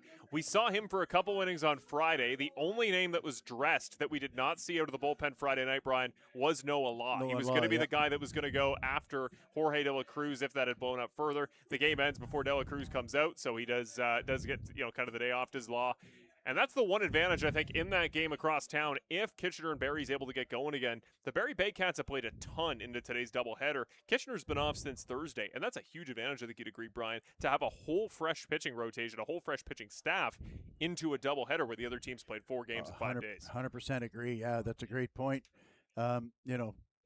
they've got a big pitching staff, Barry, and they got guys. They got multiple inning guys as well. So I think they're going to be okay. But at the end of the day, when there's nothing better than fresh, and so that day off sure helped Brantford after that 11-inning game. They used all their high leverage guys Friday night. First pitch is a swing and a miss. Oda's back up for his third time, a double, and then a poorly hit ball out there to short. Yeah, he popped up in the second with the bases loaded. Curveball, picked up nicely by Ortega, covering as Irvin, and that nice PFP pitcher's fielding position executed nicely there, even though Connor couldn't execute the lob back to Lucas Bateman. Afterwards, he executed the important part, which was getting to first base early with your glove out in front of you, and a nice play by Ortega, getting that lob right where he wants it, right high chest, and execute the out. Seems like a simple play, but it is not.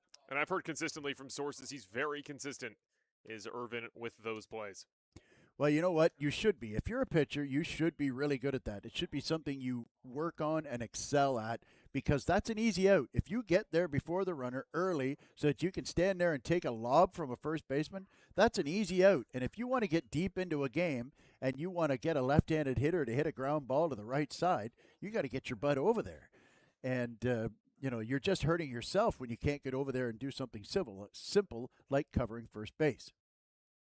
1-1 pitch here. Little bit down to Carter Clairhout.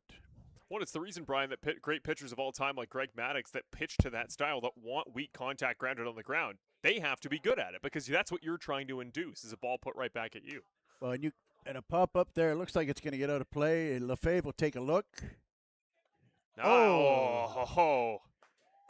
There must be a bit. Yeah, you can see the breeze there. It looked like it was going out of play, and the wind kind of blew it back into play. Lefebvre kind of gave up on it because, it really did look like it was out. We've got a pretty good angle of it from our vantage point here in the box. And just to your point earlier, you couldn't have used a better example, because Maddux won 2 gold gloves for his defense as a pitcher. So when you've got a guy who's a Hall of Fame pitcher and he's a gold glover defending his position as well, there's a reason why a dude wins 300 games in the show. So 2-2 pitch, up, and we'll go to 3-2 on Clairhout, who's allowed a reprieve, a second chance, as it were, on his pop fly. Tough play. It was a really tough play for Lefebvre, where he got to the wall, to the fence, and he's got to kind of run parallel to the fence while he's trying to catch the ball. And just outside, ball 4, and Clairhout walks for the second time today, and he's been on base all 3 times with a single in 2 walks in 3 trips. Big there again, though, for that out on Oda there, and that comeback, or the nice play there by Irvin on defense. Again, to start the inning out with an out, because that math, you put a guy like Clairhout, who isn't the greatest runner. We saw him in the previous inning. He's not going to have a ton of speed on the base pass. Him on first, 1 out in the inning. It's a little bit less dangerous than it would be if they had started it off with another hit. Absolutely. Oh, and a rip line drive going to go it's caught. That's, cut off by Hultgren there. Nice play by Hultgren to cut that off. I thought that ball was going all the way to the wall. He can't hit that ball any harder. It just kind of hung up and tailed back toward Walker Hultgren, and that is the second out. And I was just looking at my we're keeping score here, folks, and that's the first time the 4 or 5 hitter has been recorded an out. 2 walks, a hit by pitch, and 2 hits. And even then, a smoking line drive that had probably had 100 miles an hour of exit velo on it. On the inverse, here's Constantino looking for his first trip onto the base pass today. Starts him off with a strike. Yes, grounded run to a double play to end the first inning, and then flew out to Hultgren, who's been a busy man early on in this game. Weird to say, too, if you're used to 9 innings. We're getting to the point of the game, we might not see these hitters come up again once they're retired. Oh, and a nice curveball there to get out 0-2. That's one pitch, like I mentioned earlier. I don't recall the last time anybody even swung at that pitch. Does he go back to it here on 0-2? Runner goes. Swing and a miss, strike 3, and that is the side retired for Chatham. Got him with the high fastball. Constantino turning around and saying, hey, was that in? And I'm sure the umpire's saying, nope, that was up. But, as my old pappy used to say, too soon old, too late smart.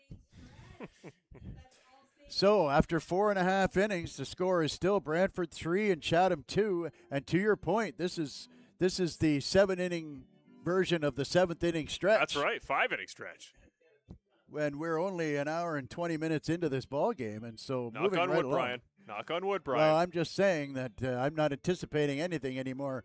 When you've gone through as many 4-hour games as we have this season, and being the owners of the longest by average games in the CBL, we make no assumptions or presumptions. And that would have went up quite a bit more after Friday.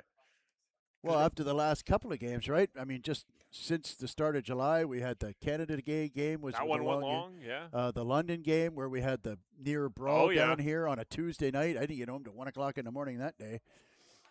Which means you sped home because that one was that was after. ridiculous. Yeah, it was after midnight. We showed up on Tuesday, but we left on Wednesday.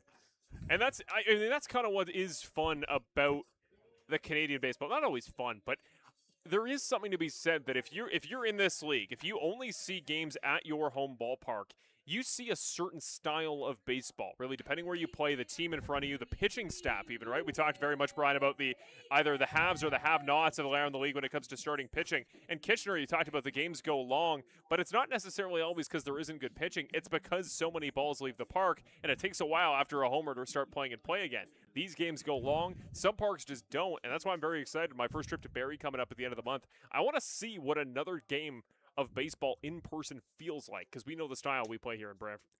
Well, it is a really, really nice ballpark. It is out of the way. You got to go through Barrie and kind of into the bush, so to speak. And it's a good ballpark. Nice locker facilities for the teams there, and a good ball club to go watch. And of course, their broadcast crew is maybe the best in this league. Was the best in this league. Then we gave Brian a job. Oh, man, if I was half as good as you make me out to be, I'd be getting paid a lot more money. Here's the pitch, and there's that outside tailing fastball that Matos has really made a number with. Counts now 1-2 to Bateman.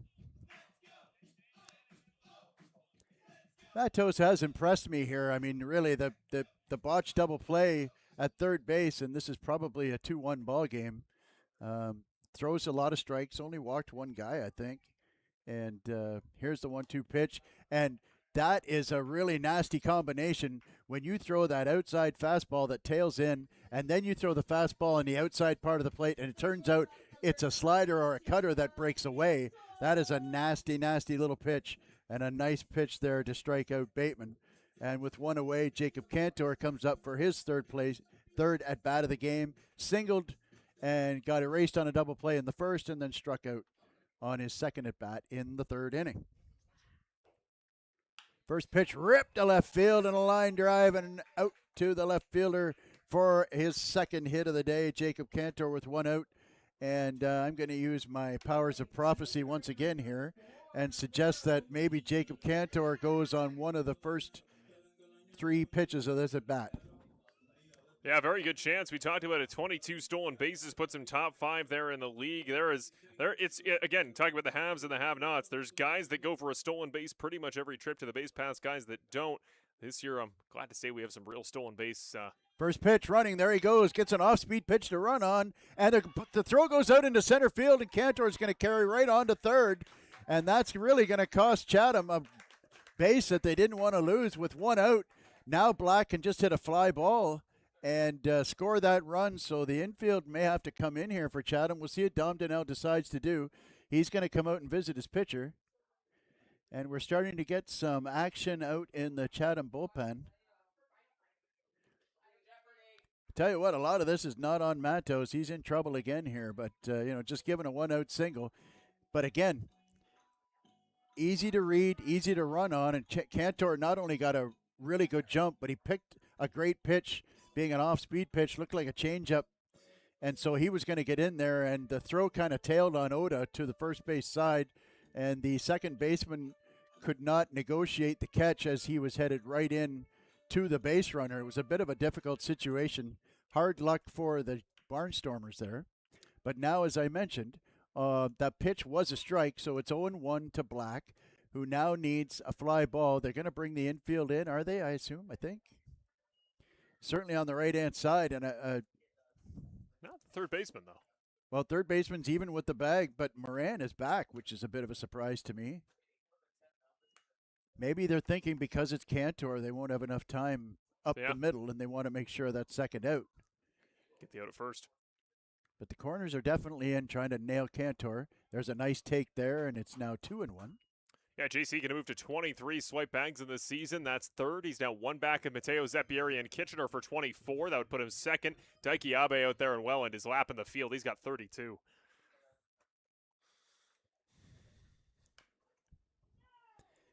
Ground ball foul. This time Cassidy Watt makes a nice grab there. Good mechanics, too. Plays it out in front of him. Didn't frame it. Was hoping he'd frame it square in the middle, but, you know. He's showing his infield mechanics there, how to field a ground ball. If he instinctively plays the ball to first, what do we do? Probably laugh at him. Banana ball would let him do it. So 2-2 pitch now. Big pitch here and a big state of this game. Black trying to deliver that run. A nice take there on an outside curveball. Count runs to 3-2. So what's Meadows going to do here? And if I'm calling this game, I want that tailing fastball that backdoors, but they may come inside on him here. They do, and it hits Black. Ouch. That's a great instinct there to just get out of the way. It hits him up high in the shoulder. If he doesn't move on that ball, that's hitting him square in the head.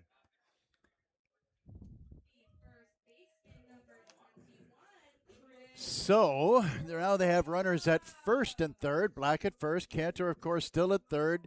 And their best RBI guy up at the plate now in Christian Ortega, who had that opportunity on Friday night, down 10-9 in the 11th inning. And he got a pitch to hit, and he hammered it, but he got it just underneath it for colloquially the Major League pop-up. That went a mile in the air there, but unfortunately, if it's a quarter inch down on that bat, it probably gone. He absolutely hammered it.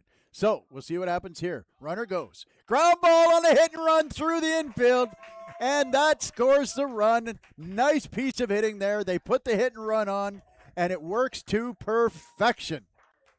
Silky smooth execution on a hit and run play once again. That has become really the bread and butter of Brantford here at this point of the season, and that is Chris Ortega's 9th RBI in his last 3 games. 2 coming into today, 8, including 5 earlier this weekend on Friday. Chris Ortega's a one-man offense.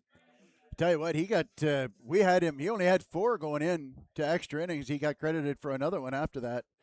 So, first and second now. Black at second, Ortega at first. Ground ball nubbed out in front of the plate. A swinging bunt. Oda jumps out, makes the throw to first, and gets the second out. Nobody covering the plate there. Black may have had an opportunity to score, but he pulled up. And now we have second and third and 2 out. And Francisco Martinez strides to the plate. Yeah, big opportunity from him here to get his first RBI as a Red Sox this season at home. Well, and this would be a really opportune time here to deliver a single and try and score these 2 runs to make it a 6-2 ball game heading into the 6th inning. And a reminder, folks, only a 7-inning ball game here.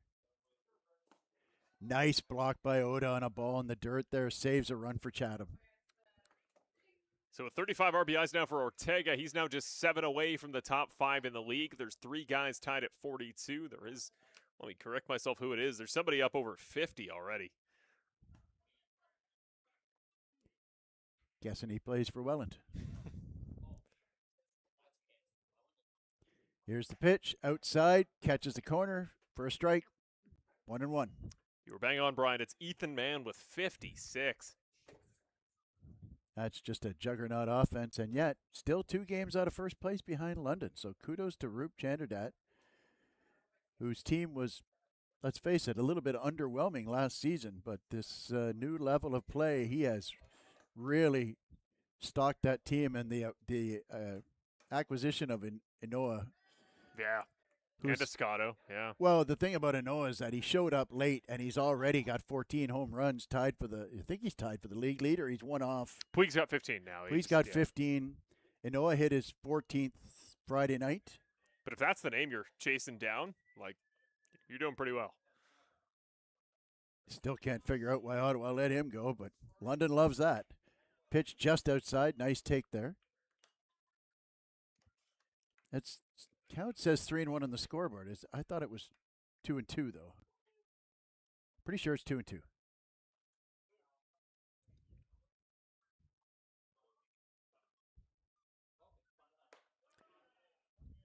Yeah, you must.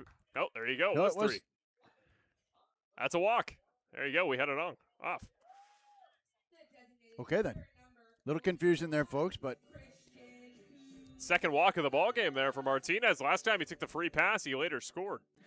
and he didn't get a lot to hit there, which makes sense with Matos being a right-handed hitter, Martinez a lefty, and a base open. New walk-up song there for Christian Kazemka, end of beginning. He's hoping it's not the end of the beginning of another offensive inning for Brantford. So 2 out, bases loaded, Kuzemka up. Rips one to left field, but right at the outfielder. That's very unfortunate for Kuzemka, who puts his hands on his knees going, my goodness, I cannot get a break here. He absolutely hammered that ball. If he hits it 15 feet either way, it goes all the way to the wall. And with Martinez's speed, probably clears the bases. But all you can do is hit the ball hard somewhere. And that's what he did. And unfortunately, it was a line drive right at the left fielder. So, and at the end of the 5th inning with that clutch hit,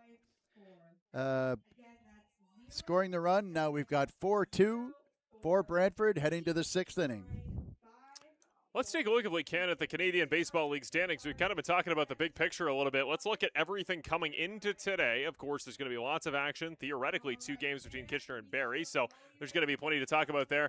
There's the order. Now, a little bit, that is in the correct order as of today, the way that they would rank the league. It's interesting with us here in Brantford because we are down on the entire league in terms of games played, only 32 here. They've Toronto's got only 6 played 33. games in hand on some teams. Kitchener has played 36. I believe 38 London has played already. So it's ridiculous how kind of out of sync the league has gotten. But we've been talking about it all season there, Brian, that Guelph has kind of been the team to chase. Everybody around the league kind of feels like they're the one that could fall out below. A lot of their success came in that one big early in the season streak, which still fair play. They got really hot through a couple weeks. Wins or wins, no matter when you get them, right? It's absolutely true. Although the thing I'm curious about there, Brian, is you see London we put up that they have now walked into the playoffs.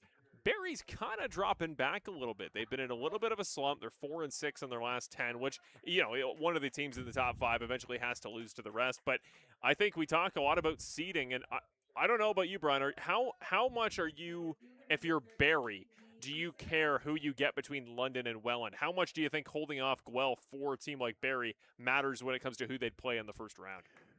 Well, they know Welland. They know Welland very well. They've played him a couple times in the last 2 or 3 years in the playoffs. They know what they're getting with Welland. The Big Cats, that is. Yes. Now, the only thing you care about, the only thing that I care about is getting one of those top 3 spots so I don't have to play in the play-in game and burn my best starter just to get to a best of 7. I want my best starter throwing 3 times in a best of 7, and it's tough to do that if you've got to throw him in a play-in game against Guelph or Hamilton or whomever. So Barrie definitely wants to get some wins strung together to make sure they finish top 3. Rip down the line inside the third base. Sarah's got a chance at 2. And Kucera trips and falls going around first base. A little bit of a speed wobble there. I'm pretty sure he's okay. Going to have a laugh about that, I'm sure, as long as he's okay. The bench is having some fun with him. Kind of reminds me of my hockey days when I used to trip over the blue line. But Kucera ripped it down the first pitch right down the line inside the bag between Lefebvre and the third base line and got with about 3 steps within first base. And he may have just gotten onto the grass a bit, and the grass gave way, and down he went. So a nice break for Brantford. And that will bring Richards to the plate, who's 1 for 2 with a single and a strikeout. Lefebvre in at third base. I'm not sure I see bunt here. Maybe a hit and run possibly, but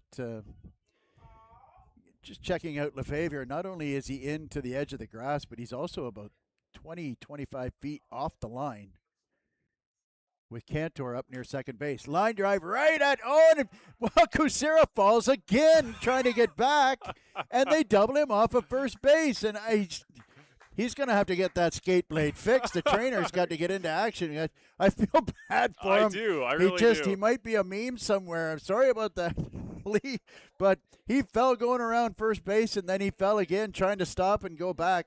I tell you what, though, that's in all seriousness, that stems from, what coaching third base as many times as I've said. Every time I tell guys, line drive, your head back, first step back to the bag on a line drive. He took off, but that ball was directly hit. And I'm not sure if he doesn't fall down, if he's not going to get nailed at first base anyway. So the fifth double play of the game happens, and now we got a pop fly to the right side. Underneath it is Christian Ortega, and just like that, after a rip down the line and a line drive, suddenly it's facing the minimum and 3 out, and we head to the bottom of the sixth with Brantford still leading 4-2. I like the pace of play in doubleheaders, Brian. I don't know about you. I feel like we're just flying through this one. Oh, and you said it out loud. I did. You better believe that Chris Ortega was chuckling with him there. When Casero went down the first time around in first, he was chuckling back and forth. He and Chris had a funny little moment. You better believe Chris was laughing at him when he falls over, has to walk back by him there at first. It is really heartbreaking. I'm glad for Casero that it didn't matter in the inning, but sometimes, Brian, the difference between first and second, you laugh it off, but in a close game, 2 runs down, 2 innings left to go, that could have been a big moment. Luckily, doesn't look like it's going to matter. Casera shouldn't lose too much sleep about it. Well, like I said, that's at the end of the day, when you're on base and you see a line drive, your first reaction has to be back toward the base from which you came. And let's face it, there's nobody out. So if the line drive goes through, you just advance your one base, and there's still nobody out. So I think we got a new pitcher in. Yeah, we'll see if we can get you an ID on the new arm here for the Chatham-Kent Barnstormers. It's going to be the end of the day for Matos. 5 innings he goes. 4 runs allowed there for him.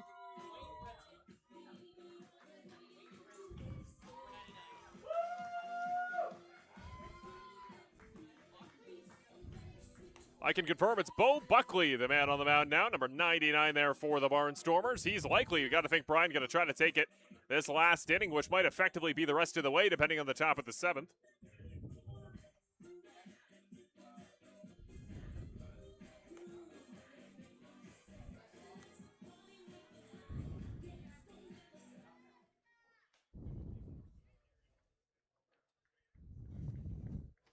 So we head to the bottom of the 6th now. Brantford still leading 4-2.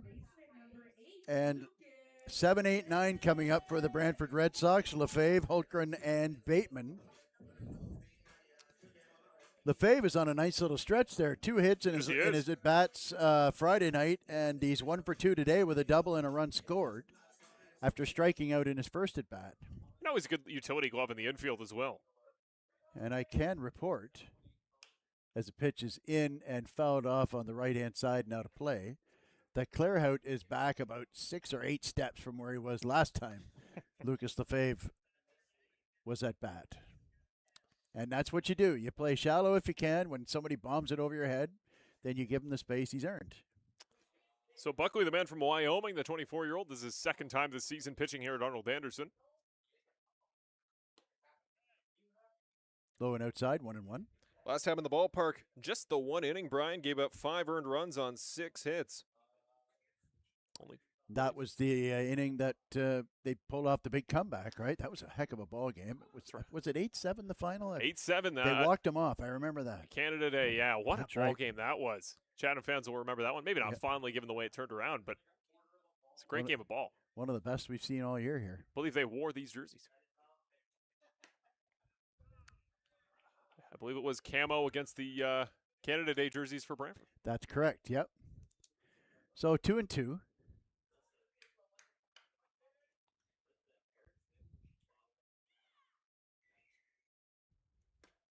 Just outside on the cutter. 3-2 now.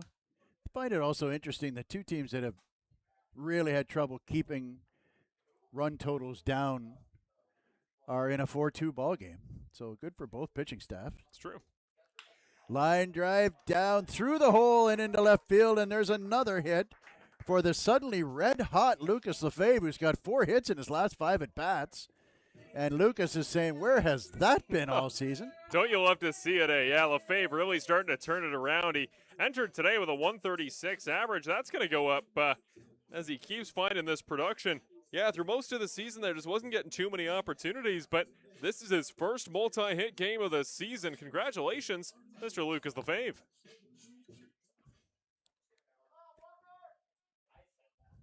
Nice guy, good ball player. Just that rough start cost him a lot of playing time. And he darn near just walked Buckley there for a stolen base as well. It wouldn't surprise me.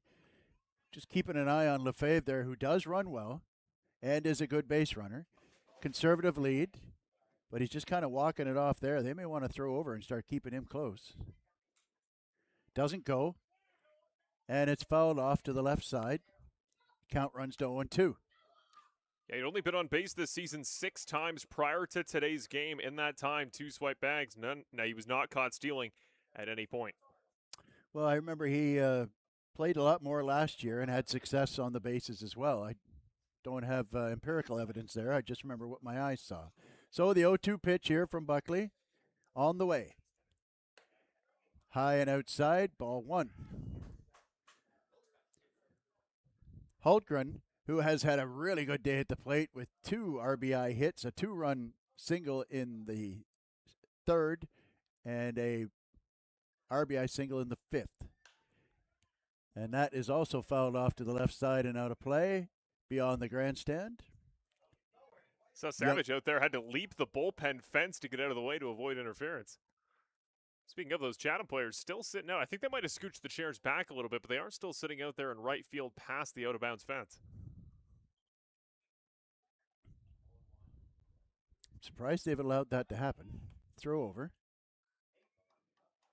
Sometimes I just, as an umpire, I wouldn't allow it to happen just because one of the good habits of any umpire is avoiding problems before they happen. Right. If you're not out in the field of play, I'm not going to have a problem with you.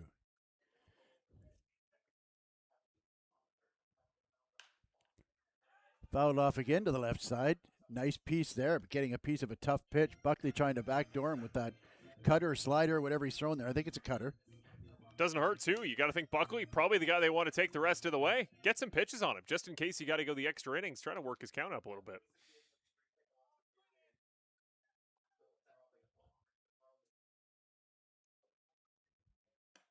Nice take there, just up and out. Count runs to 2-2. Little bit of cloud cover coming in here in Brantford.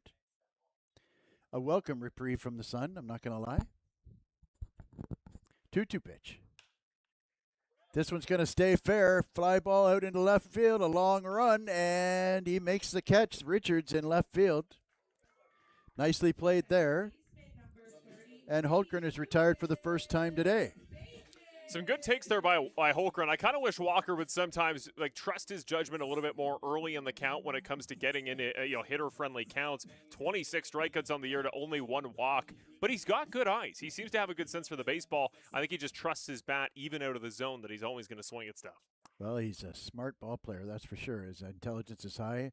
Runners didn't get a good jump, but he gets in there safely. Stolen base for Lefebvre. When you're fast, you don't need one. 3rd swipe of the season for Lucas Lefebvre. Well, he picked a good pitch to go on, as been the case today for the Brantford would-be base stealers. That was a low breaking ball, tough pitch to throw on when you got to backhand the catch and then get into a load position to throw to second base when the difference is generally tenths of a second. Nice take there. Ball was just a little bit up. Count runs to 2-0. And you can kind of see Lefebvre, if you can pick him up on the screen there on our center field camera. Lefebvre looks like he's trying to time Buckley up. Maybe get a chance to steal 3rd with 1 out. That's a big difference getting that runner to 3rd. Swing and a miss there on a breaking ball. That's what we call pitching backwards, where you 2-0 count, where generally that's been a fastball count traditionally. Throw a breaking ball, get him out in front of it. So Monk's doing a yeoman's work trying to keep Lefebvre close to second base so he doesn't steal 3rd and have more difficulty scoring on a hit. Here comes the 2-1 pitch. Line to second base and bobbled by the second baseman Monk, but he got enough of it that it didn't get out into left, so they won't be able to score the run. I think not sure how the official scorer will rate that. I feel like Monk's probably should have had that, but they may give him a hit because it was a very hard hit ball. Very hard hit ball. It's a tough one. It's one of those weird ones where it's because we know Monks is a good fielder, we probably expect him to get to it, but I can see that go either way. Yeah, they will score at a hit, so no error there on the second baseman, Monks.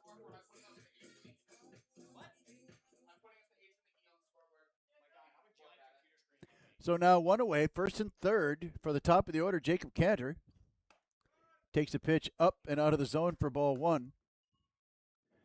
So you wonder now, Bateman, who also runs pretty well, whether he's going to try and steal, and they could potentially even execute a double steal with good wheels in Lefebvre at third base.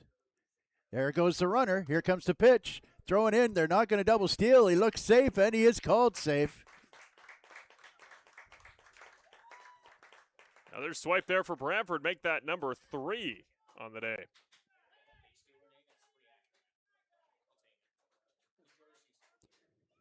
So that changes the dynamic. That ball was a strike on the breaking ball, and then again they go on a breaking ball. So not only have they run well, but they've also been very good in selecting pitches to go on. So infield will have to come in with a 2-run lead in the 6th. And there's a fly ball out toward right field. It's back, and nice catch there in center field. It's going to score the run easily.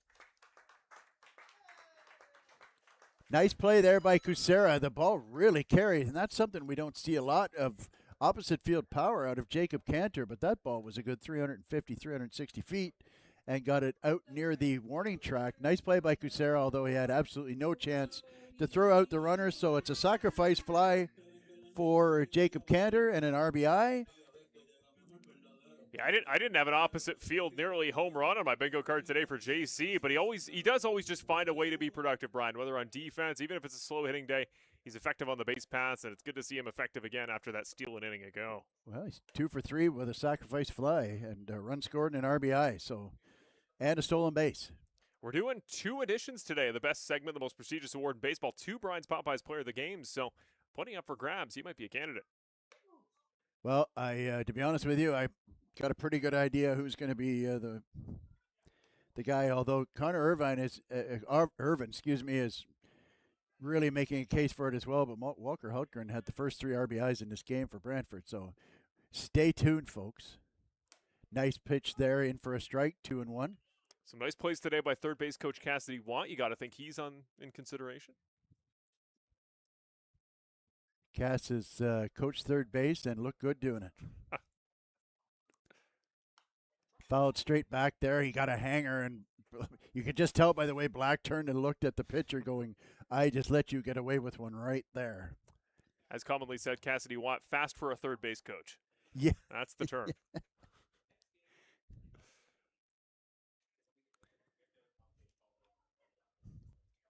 2-2 pitch. Swing and a miss, strike 3, and the inning is over, but they get another run, and those tack-on runs are always worth 2 in my book. The score now 5-2. We're going to take a little break before we head to the 7th. Don't you dare go away. We'll be right back with the 7th inning with the Sox 3 outs away.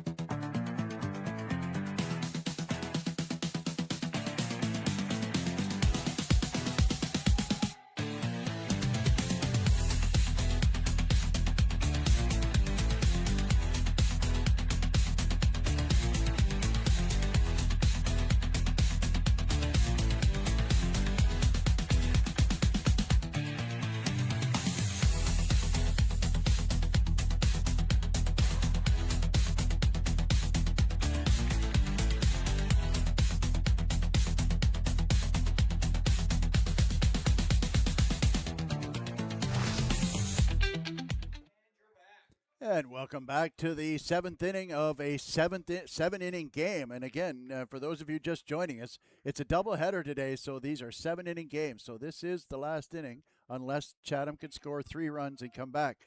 Connor Irvin has gone the whole way here, and he's gone into his 7th inning of work, and he's going to face the top of the order, Julian Monk, Spencer Moran, and Yushi Noda, trying to throw the first complete game of the season for Brantford. There's that get-ahead curveball that he's been throwing all day long, and the count goes to 1-1.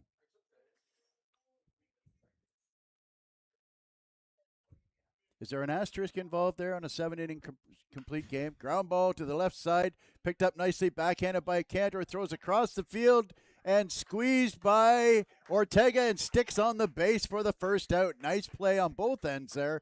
On the backhand, plant the foot, throw it across, and good stretch by Ortega there to get the out. 6-3 for the first out of the inning, which will bring Spencer Moran to the plate, who is 0 for 2 with a walk.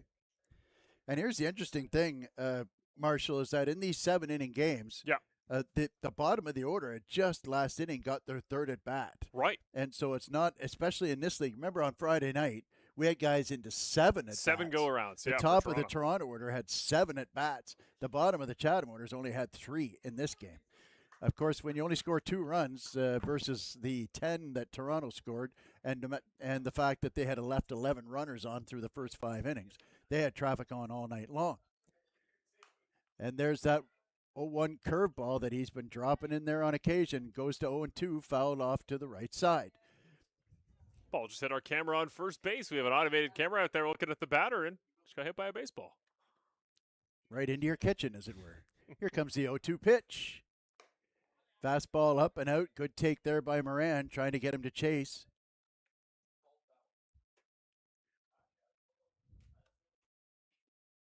Such an important game for Irvin to save this bullpen for the back end of this doubleheader. 1-2 pitch is also up. Count goes to 2-2. To your point earlier there, Brian, I think if like extra inning perfect games and no hitters don't count, then this should count for the pitcher as a complete game. There's a pop-up. We'll see if it stays in. It looks like Savage has a play on it and makes the catch for the second out. And there's Connor Irvin running in there, and that's when I get my manager's hat on and say, Connor, I love you. Great game. Don't ever do that again. Just stay out of the way. Sit down, cross-legged. Are you called a catcher? No, you're called a pitcher.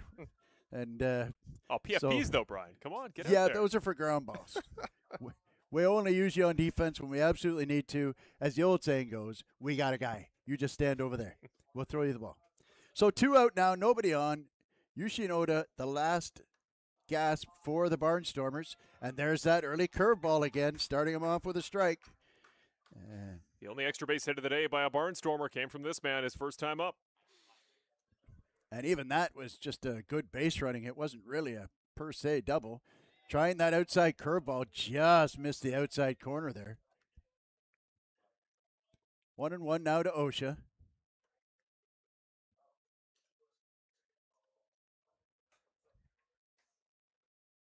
A nice pitch there, fastball right at the knees on the outside corner. 1-2, and the Brantford Red Sox are 1 strike away from a win in the first half of this doubleheader. Connor Irvin trying to go the distance here. 1-2 pitch on the way, and nubbed out to short left field, picked up nicely at third and throw to first, and the out is recorded. And what a play by Lucas Lefebvre, ranging way to his left to get the play, and a complete game. To the player of the game for the Brantford Red Sox is Connor Irvin, who throws a complete game, 2-run gem for the Brantford Red Sox, who desperately needed that to save their bullpen for the second half, and a really, really nice W for the Brantford Red Sox. And I believe that's 4-0 now for Brian calling games. Oh, you're so right. I tell you what, man, I don't know. I'm going to the box for a raise. I tell you what. Today decides it. I think the plan is I'm going to hop out. We're going to kind of switch roles for the second half. If we get blown out in the second half of this doubleheader, I think I might need to switch my role in this organization on game day. But that is quite the milestone there. It is just over 2 years to the day since the last complete game thrown by a Brantford starter. It was Jeremiah Sucre back in a 5-0 win over Hamilton, August 4th, 2024. So just over 2 years. Congratulations goes to our player of the game, Connor Irvin, and that is a pretty cool start there for him, Brian. Absolutely, and what a good, clean ball game by the Brantford Red Sox. At the end of the day, Connor Irvin throws strikes. He only walked 2 guys. He hit a batter. Walked 3 and hit a batter. But otherwise, he's putting the ball in the zone, getting them swinging, and that is such a difference on defense when every third or fourth pitch is being put into play, Right. and you are on your toes as a defender as opposed to sinking in the mud for a guy who takes a long time in between pitches like some guys do, and B, cannot throw strikes consecutively. So a really great job all the way around by the Brantford Red Sox. They pitched well. They played good defense. Situational hitting was good. Good base running, 4-0 on stolen bases. Yep. You know, and you just have to say to yourself, that is the kind of ball game that we have been wanting to see all along. And at time it was an under 2-hour ball game. I can't believe it. And, you have to think, even if it were a 9-inning ball game like that, you're still looking at a game that's under 2.5 hours, considering the 4.5-hour marathon that we saw on Friday night, albeit an 11-inning job. But that's what good pitching does. It just gets your whole team lubed up and playing good defense. So good to see. Congratulations to Connor Irvin on his complete game. That was awesome. Well, 7 innings down. If you're like, man, that was a fun 7 innings, I want more. Well, good news. We are not done here today. We are just halfway through today's baseball between these two sides. We'll be back. It's going to be about a half-hour break. We are going to swap over, so this stream will end. There is going to be a new stream. It'll go up on YouTube. You'll see it. Step away. Grab a drink. It's Sunday afternoon. Enjoy your time. Get something ready. Get set for that second half because Chatham, they put hits in play. They put balls in play. We're going to have 2 different pitchers. It's going to be a new game and more of the same all at the same time. It's going to be fun. Don't go anywhere. One more time, I want to thank our sponsors very quickly. Don't need to put them up, but want to thank, of course, Mr. Lubin Tires, our title partner, Montana's Barbecue and Bar, Popeye's Supplements, Remax Realtor on behalf of Terry Summerhays and that whole team, Game Ready Training, Brantford Red Sox Summer Camp, and coming up in the second half, it'll be the Aventry Medical title sponsor because it's a road game, Brian. Technically, I don't know how they're going to score this in the column. It is technically a Chatham home game from last night being played here at Brantford. Half an hour. Take a step away, grab a drink. Don't go anywhere. Sometime in and around 4:30, we will be back to play some more ball. Marshall Crocker and Brian Hawley will join you in shortly in a little bit. Don't go anywhere. We'll see you in a few minutes.